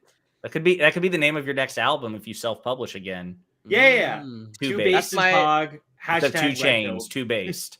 Yes. You're welcome. When you hit the big time, There we go. because of that, I want. I'll credit you. royalties. Yeah, no problem. Yeah. My $5 that I'll get, I'll give you 2 cents of it Thank you.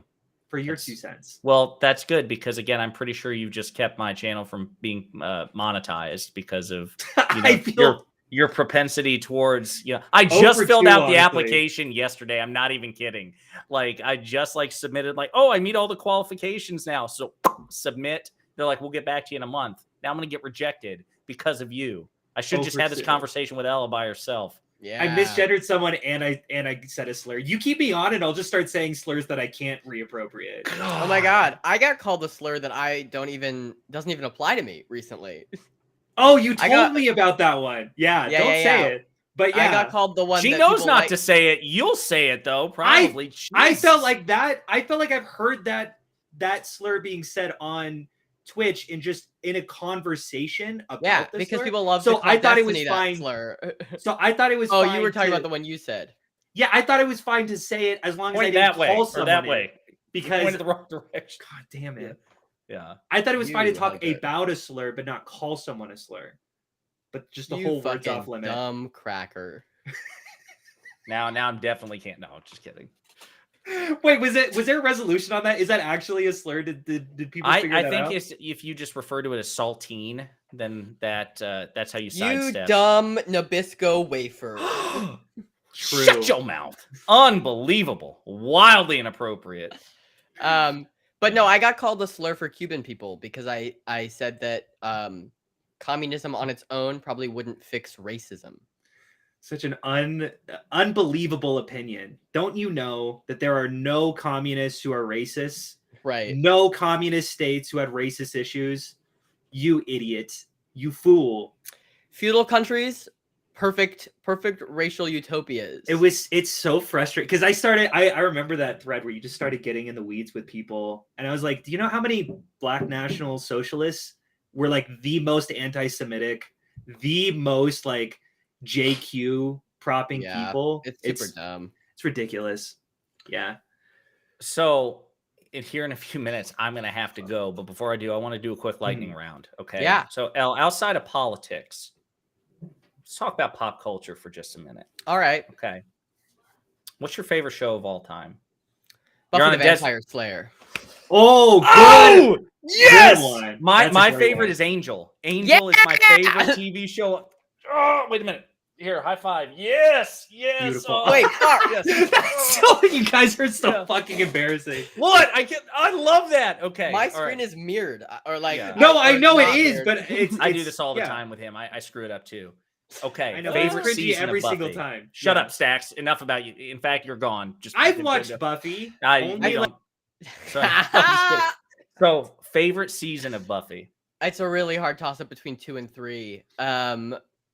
I love Spike and Drew as villains. Mhm. So Juliet I Landau usually- is amazing. She's Just- incredible. She yeah. follows me on Twitter for some reason.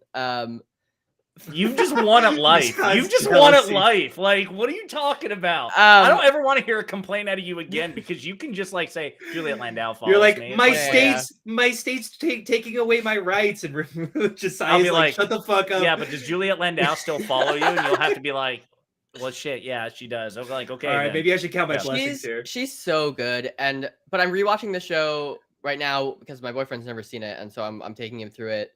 And season 3 is so good. Like the back half of season 3 is no skips. In a way that I didn't remember. But the mayor and Anya gets introduced, and Faith is really good. Yeah. And we're in season 4 now, and it's obviously I think the move to HD is not helpful to Buffy actually. And obviously the move to they struggle after they leave the high, like it's perfect in high Yeah. school, I think, but The metaphor starts to lose, since the whole thing is about and the confronting the demons initiative of is kind of a adolescence. weird thing. And Riley's not a good Riley is just, No, now, he's terrible. But season 4 still has, Hush is in season 4. Hush is and phenomenal. the Halloween episode in season 4 is really good with the Fear Demon, and the period where Angel and Buffy are on the same network so they can do like crossovers is kind of fun. My favorite episode of season 4 is actually for just that reason, the Yoko factor, where he comes back into town and he and Riley fight and he just beats the shit out of Riley. My boyfriend and I just watched the Thanksgiving episode where Angel like is around but not letting Buffy. And then at the see very him. end, he lets it slip. And then we watched the Angel episode, I Will Remember You, which is yeah. Yes. Like, listen, I remember watching it. So one of my sisters is also a big Angel fan. And like, with a certain show, like I will tear up too. And I'm like, don't do it. Do not but she. That's my box set right there. Hunter, take over. I'll be right back. I don't know what he's gonna do. I've only seen like one season of Buffy the Vampire Slayer. I watched it with my girlfriend at the time, and then we kind of like broke up while we were. Sure. Have I sent we you were my watching essay it. about my ex and Buffy the Vampire Slayer? No, I would love to read it. I'll send it to you right now. Is this live? Is a weird question. Oh yes, sorry. No, this is not a recording. Yes, I'm seeing your. Is this your live? question. Is a This weird live. question. I was like, how else would you be seeing it? No. If it's Yes, recorded. Yeah. yes, literally same base. Yes. That's so funny. LOL. Incredible. Wow, beautiful. I literally just yesterday decided that I'm tired of waiting for a Buffy reboot, and I'm just gonna write a pilot and see if I can. Because I think fanfic. Because I think my sales pitch to Joss Whedon for him to let me do that is like, look, you've ruined your reputation. Yeah, you're done. Yeah, You're go done. give you a trans But- woman. But we can save Buffy. We can save Buffy's legacy if you let a trans woman make it so gay. The Buffy reboot has to be gay as hell, and I promise you, something you made will not be associated with you being a misogynist forever. We can do it together. I think I can make that sales pitch. Incredible. Here, I'm gonna link you the article I wrote about Buffy and my ex. I'm gonna read this. Yeah, No, absolutely. you won't. But I will read it and I'll favorite it. I'll struggle with reading it and I'll get through the first I'll read it paragraph, to you. I promise. I'll read it to you, Stax. No, listen, Buffy is phenomenal. For me, it's 2 and 3 and 5, and then 4 and 6 are my least favorite.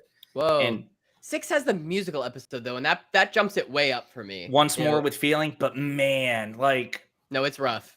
It's a rough one to get through. and it's not even that it's dark, just to me it didn't do dark well. Like Angel gets really dark. Like there's like Angel's just a darker show period, but to me it does darker better. And the Seeing Red episode where like Spike does sexual assault is like leaves a bad taste in my mouth. Even like now going back and like liking Spike in the early seasons is like, but he is gonna do rape later. So I don't know how to feel about that. I agree. Yeah. It gets I watched Buffy my mom was like a fan of Buffy as it was coming out. And so I watched it at like the ages 9 and 10. I started watching Buffy. When I got to season 6, my mom made me wait a few years before I was allowed to continue watching it because it got so much darker. I think if I had to rank them, it would be 2 and 3, like really up top. And then, yeah, probably 5. For me, I think it then goes 6, 7, 1. I think 1 is my least favorite. It's just like... 1 is awkward. Like, it's still like trying to figure out what it is. It's like a half season. They don't have any funding. It's really monster of the week, and like they're doing this thing at the end of every episode where they're like setting up like this. Do you remember this? Like it'll be like the like praying mantis woman, and then at the very end of the episode, it'll cut to like her one eggs of her are eggs still, hatching, and then they never follow up on any of those things. Yeah, just like a lot of like hanging plot threads. Now, the reason that I guess I still have some affection for 1 and what's kind of middle of the pack for me, or at least like at the upper end of the lower, is I love the Master. Like, for whatever he's reason, so good, and he's better than the first time I yes, watched it, I remember thinking whatever, like Voldemort 2.0, but right. he's actually much funnier than Voldemort ever. Yeah, is. he's like super. He's like got a weird dad sense of humor. Like, he's supposed to be this like stereotypical Nosferatu vampire overlord, but he's really, really funny. And one of my favorite scenes is from season 7, where the first, goes back through all the big bads and how it ends with the Master. It was just like, it was an iconic moment. But I got to ask, okay, all right. The mayor, you mentioned the mayor, great villain. How do you feel about Angelus as a villain? Like, did that not hit you in like the heart? Oh, I love. No, absolutely. Yeah. And Buffy, I will ship Buffy and Angel till the day I die. If Bangle, baby, yes, yeah. I do think in now watching it this time, David Boreanaz is not doing his best work in season 2. He definitely gets better once they like force him to be a leading man. Yeah. But just like I find even like, I don't know. I think Sarah Michelle Gellar and Allison Hannigan are far and away the best actors on the show, like the whole time. And to watch like Buffy act her ass off and then like Angelus is like sort of not doing anything except for like smiling evilly. But I love the writing and I love the character of Angelus. And I think I love like the fleshed out stuff you get about Angelus and like the 4 of them, the 4 vampires that you get in Angel, Darla and Drew and Spike. And I think the best episodes of Buffy point blank is the season 2 finale. Becoming, I think 1 and 2. Yeah. Oh, so it's funny. So Angelus is one of my favorite villains because to me that was up until that point that was really the only good like work that Boreanaz had done. Like as Angel, he's not bad. He's just not doing much. Almost. Yeah. But he's so good at playing evil. And like I agree. In Innocence, when he, plays the disaffected boyfriend after she gives her V card, and he like just brushes it off, like those little subtle cruelties that go beyond just like snapping necks and disemboweling people, like those little petty acts. And when he kills Jenny, it's like, yeah, and I think that's it's such a good twist. The loss of his soul. They like don't. If I've been very careful to not let my boyfriend do spoilers like on the internet, right. And he didn't see it coming at all, and that's awesome because I think a lot of the time these days TV is not so good about like television doesn't quite trust its audience anymore the way it used to. You get a lot of like really obvious twists because they're worried that otherwise an internet poisoned audience like won't follow it, which makes me sad a little bit. They didn't even hint at I mean, obviously when they established the curse, they never even hinted at the loophole until it happened. Then it was like, what the hell was that? And yet the becoming part 2 to me, I don't know what my favorite part is, but my gut's telling me is when he disarms her and he's like, that's it. No. Yes. Yeah. Me. Yes. Yeah. It's such a good leave, buddy. Like, do you just want to like? I've just been sitting here, just like I do enjoy just letting people talk, people nerd out, and just like nerd the fuck out. Like it is enjoyable to watch, but I don't know what the fuck you guys are talking about. It's still great. Buffy is the shit, man. It's so good. You gotta watch it. Enjoyed the very little that I watched. I was really like season 1 is hard to get. Like I think you have to push through till episode 6 or 7, which is Angel. Where spoilers, find out that the like dark brooding guy who keeps Who's showing never up at seen night in daylight is ever. a vampire, like it finally, and it like it's a slog until then, but then that's where my boyfriend got hooked. He like said to me, he's like, okay, I'm invested. Let's keep watching. There are this. only 4 episodes in season. Like, I bet you that there is and hell, that might be something to write, is like, if you're looking for the abridged version of Buffy, like season 1, you could probably do, I guess, both Welcome to the Hellmouth, Harvest, Angel, and then Prophecy Girl, and skip the rest. I would say to watch the hyena episode because I think it's fun, but I would understand people who skip it. I think Really? The pack? You like the pack? I think it's fun. It's fun when Xander gets to do something. Like, and he so rarely does. See, that's one thing I think that Angel as a show, and it's part of the reason, like, to me, Buffy is the icon, and Sarah Michelle Gellar was my first love, and I'm still holding out till the day that she divorces Freddie Prinze and comes back to me the way that we were destined to be. Sure. I actually watched Wolfpack on Paramount Plus. She's doing a new show now. The Sarah Michelle Gellar is that Teen Wolf. The master copying Doctor Who. Do you think that Doctor Who invented the word master? Because I have some news for you. My man here is an angry, drunken Scot. Okay, so so he's a Doctor Who fan. This might be your next like rivalry right now. You standing Buffy the Master, him standing Doctor Who's Master. Sure. I do love Doctor Who's Master too. I was a Whovian growing up. I was doing super Wholock shit on Tumblr. Oh, I don't know how I didn't clock you ages ago for that. That's ridiculous. Like, absolutely. Supernatural is just like, what if Buffy was worse? True. Thank you. So true. I watched because I only. The thing is, I watched Supernatural as well. I was talking to someone else, and they're like, "Oh, I'm a really big Supernatural fan." I watched like all of season 1, and I was like, "I can't believe you fucking." That was like, what if Buffy starred like 2 boring white guys? Like what? Yeah. That was actually going to be the name of our stream, by the way. It's just 2 boring white guys. Yeah. I love it. But but I was watching Buffy and I was like thoroughly enjoying it and excited for the next episode. And then I just kind of never got back into it, unfortunately. But Supernatural, I would never go back to. See, here's the thing. I watched all of it, but it's bad.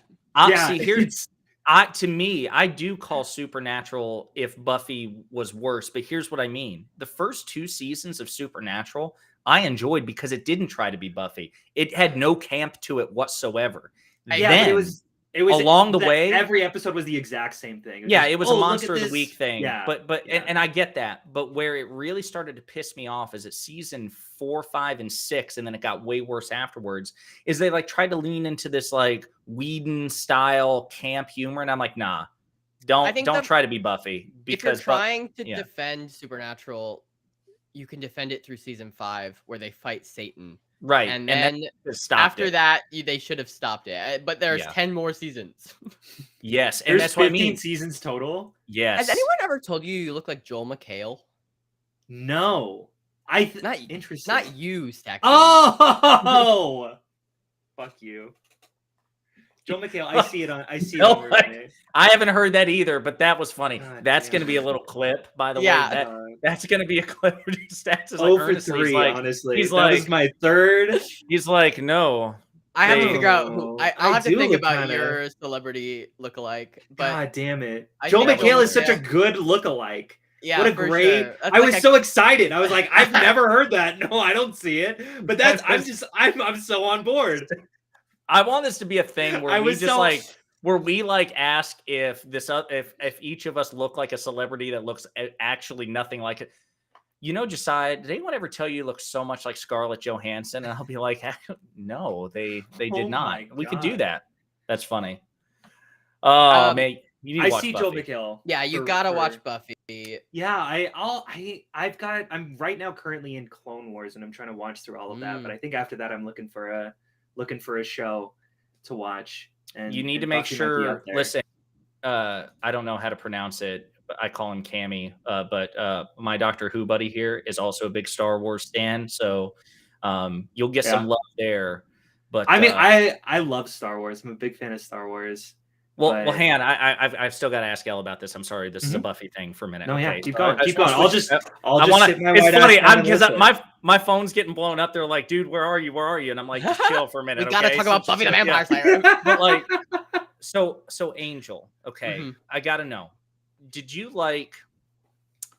I love the fact. So with Buffy, the idea of that conquering your demons through adolescence, and that they're overcoming to me is the broad theme of Buffy. With Angel, it was almost like the opposite, where like there are some things that you'll never overcome, you still have to try anyway. Like Angel lost a lot. He took L after L He after loses. L. I mean, the show ends with them dying, right? Basically, yeah. Yeah. And that's how I look. That's how I like to interpret it. It pisses me off, like in the comics, where like, no, actually they lived. I'm like, I ignore that shit. To me, it was I also stronger. ignore. I think my Buffy pilot reboot. I mean, it's not gonna be a reboot. It'll be a sequel.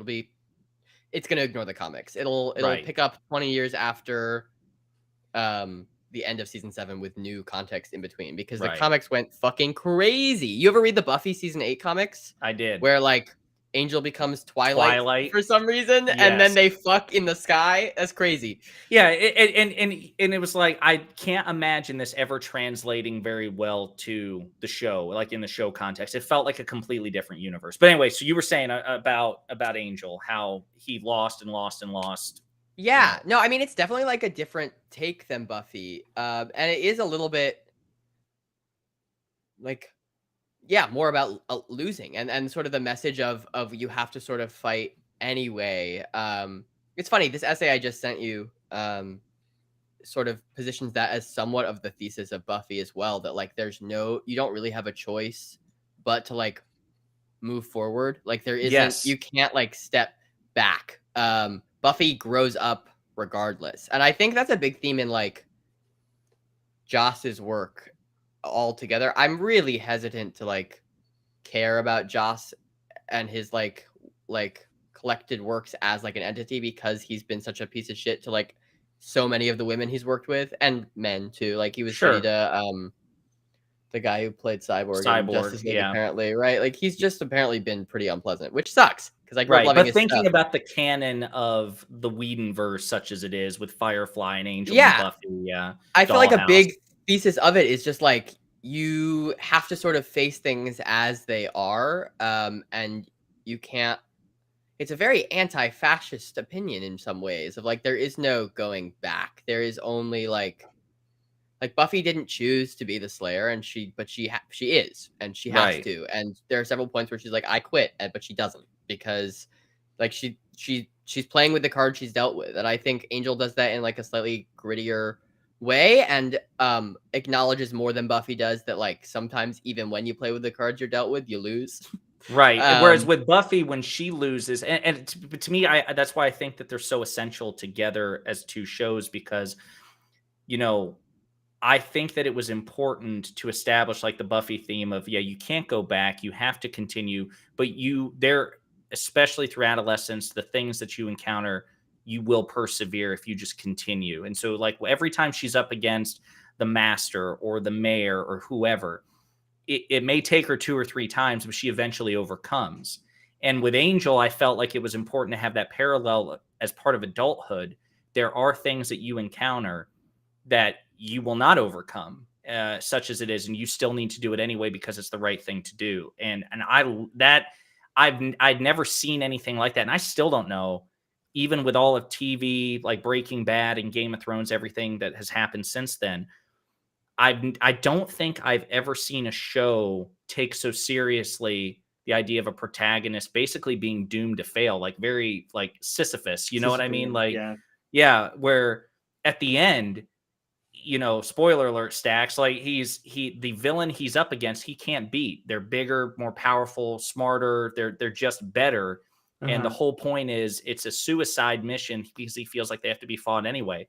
It's not like Star Wars, where at the end of the day, you know, the Empire is overthrown. It's that scene at the end of Return of the King, right? Where they take the little army to the Black Gates, even though they think there's no shot, because they go through anyway. And they think that Frodo is dead. He holds up the mithril and they're like, we're gonna fuck it.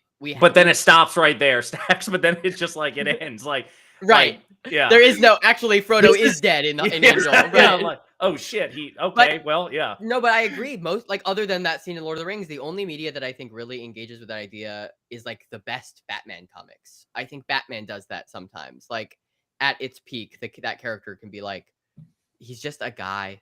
He is like his city is like unfixably ruined, but it's the right thing to do is still to dress up like a bat and beat the shit out of crazy people. I mean, that's a beautiful I metaphor. will say I that has been one of the best reasons I've ever been given to watch a TV show.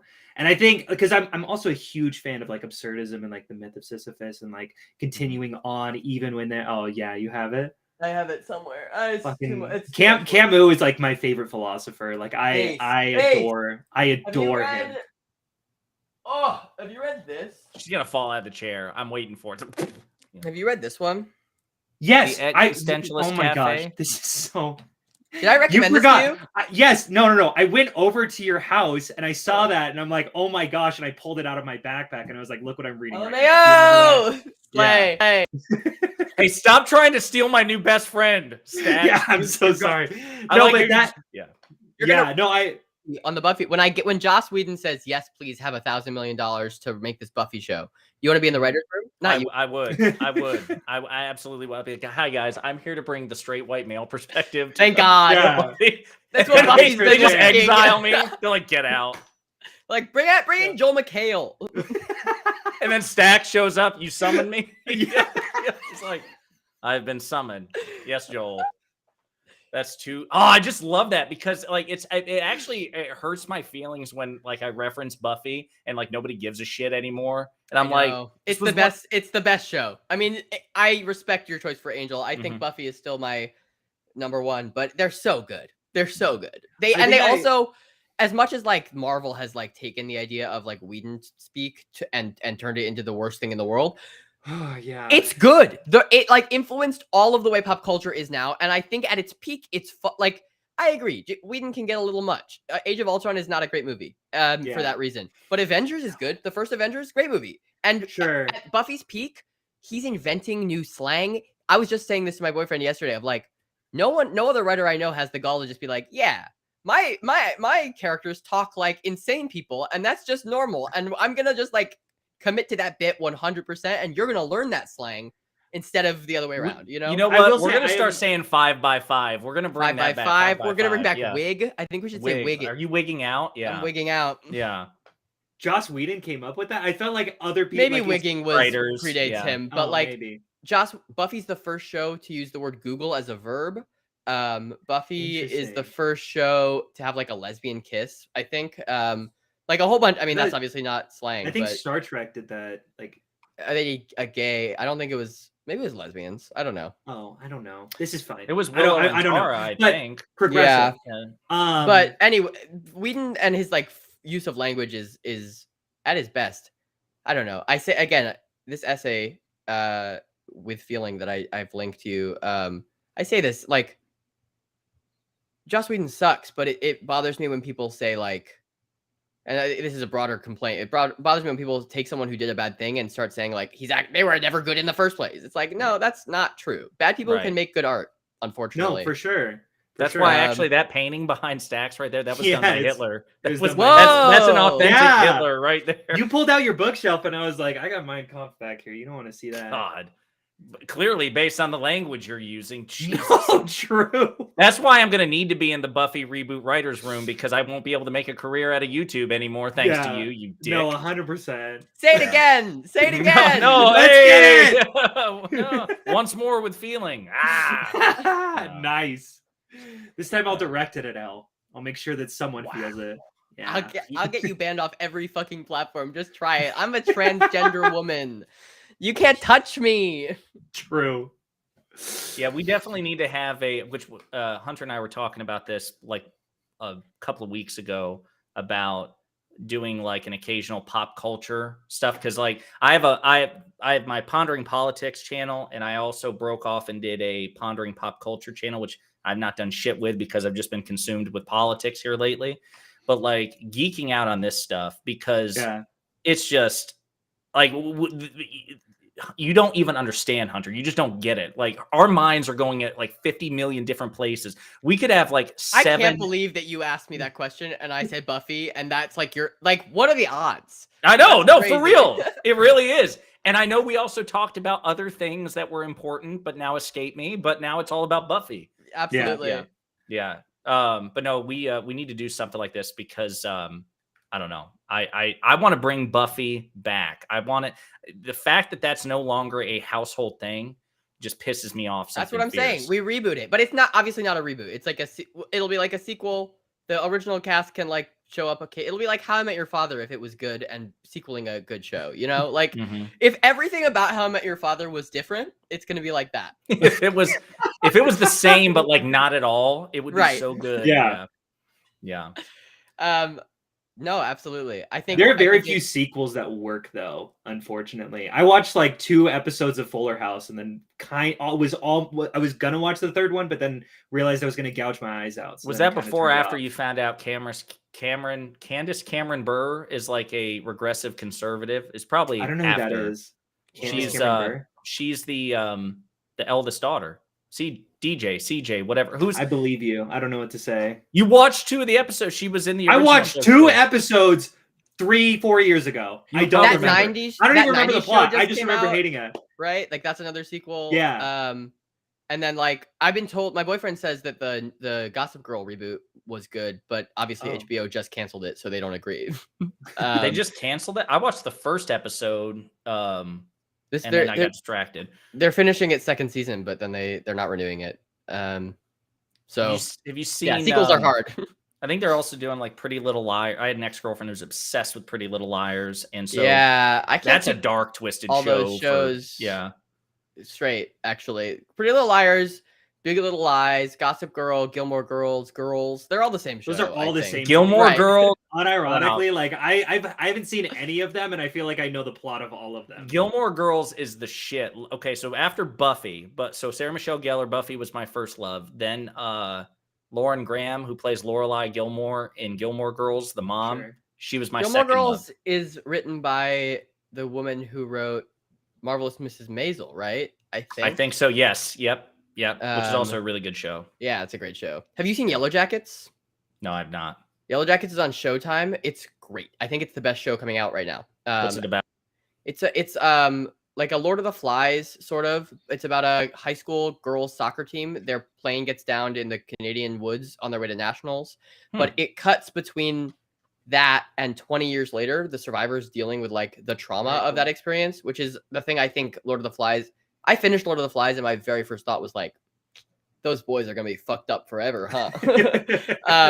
And this show does it really, really well. And the performances are awesome. And season 2 is coming out in March. Highly recommend. I'll have to check that out. See, that's the other thing, too, about TV shows. I feel like the general lifespan of a TV show should be roughly 5 seasons because, like, after that, like you said, Supernaturals, they're either killed in their crib or they drag on forever. And that's why Avatar works so well, is like they knew exactly when to cut it. 3 seasons. Yeah, 5 Let's movies. Just end it. Yeah. Weren't you didn't you say you love the humans in Avatar that you were I root for them. That's what you're supposed to supposed to be. You're like Quaritch, yeah. Is that the name of the character? I don't remember. Yeah, Stephen Lang's character, the villain. Great villain. Gotcha. Yeah. I should probably head out in a minute. Yeah. I gotta we've been live for quite a bit. Yeah, again, like my phone's like they're like, dude, you're supposed to be here 20 minutes ago. Like, I'm gonna have to explain to everybody. Like, I found the only other Buffy fan in 2023. I'm happy to come on anytime, talk more about politics or about Buffy. I would love to hear your thoughts on this essay I wrote. If you're I'll absolutely read it. Yeah, Stax, cool. You won't read it, but I will. I'm not going to understand it, but now I'm really interested in Buffy. I think it's accessible to people who have not watched Buffy. That was the goal writing it, is that you can theoretically read it having not watched it. It will spoil a little bit, but like, whatever. Yeah. Okay. Well, yeah, I'll check it out. Hunter, I appreciate you guys coming on and chatting with me and bonding over Buffy, and then whatever you contributed, Hunter. I'm sure you did something along the way. Yeah, getting me demonetized and ruining my life. True. Yeah. All right. Well, thanks so much. Yeah, Yeah, thanks thank for you. having me, both of you. This has been really fun. I will be splicing. I'll send the file to both of you if you want it. And then what I probably will do, I normally leave the live stream up. Can't leave this one up. Gonna have to take it off. And then I typically like release segments. So I did with our last one, Hunter. You wouldn't know this because you don't follow me, but if you did, you would see that there were multiple videos of our last conversation. So it'll probably be the same thing here. Like there'll probably be. This might be my first like pondering like pop culture thing is when I take the Buffy section and pop it over there. Nice. And you're welcome to tag me in any of that, and I'll do my best to retweet it and post it places because unlike Hunter, I like care about other people, my social media presence, and other people. I have like basic human empathy. Right. Wow. But maybe we should like do a thing about that the next time we have you on and like kind of explain it to Hunter.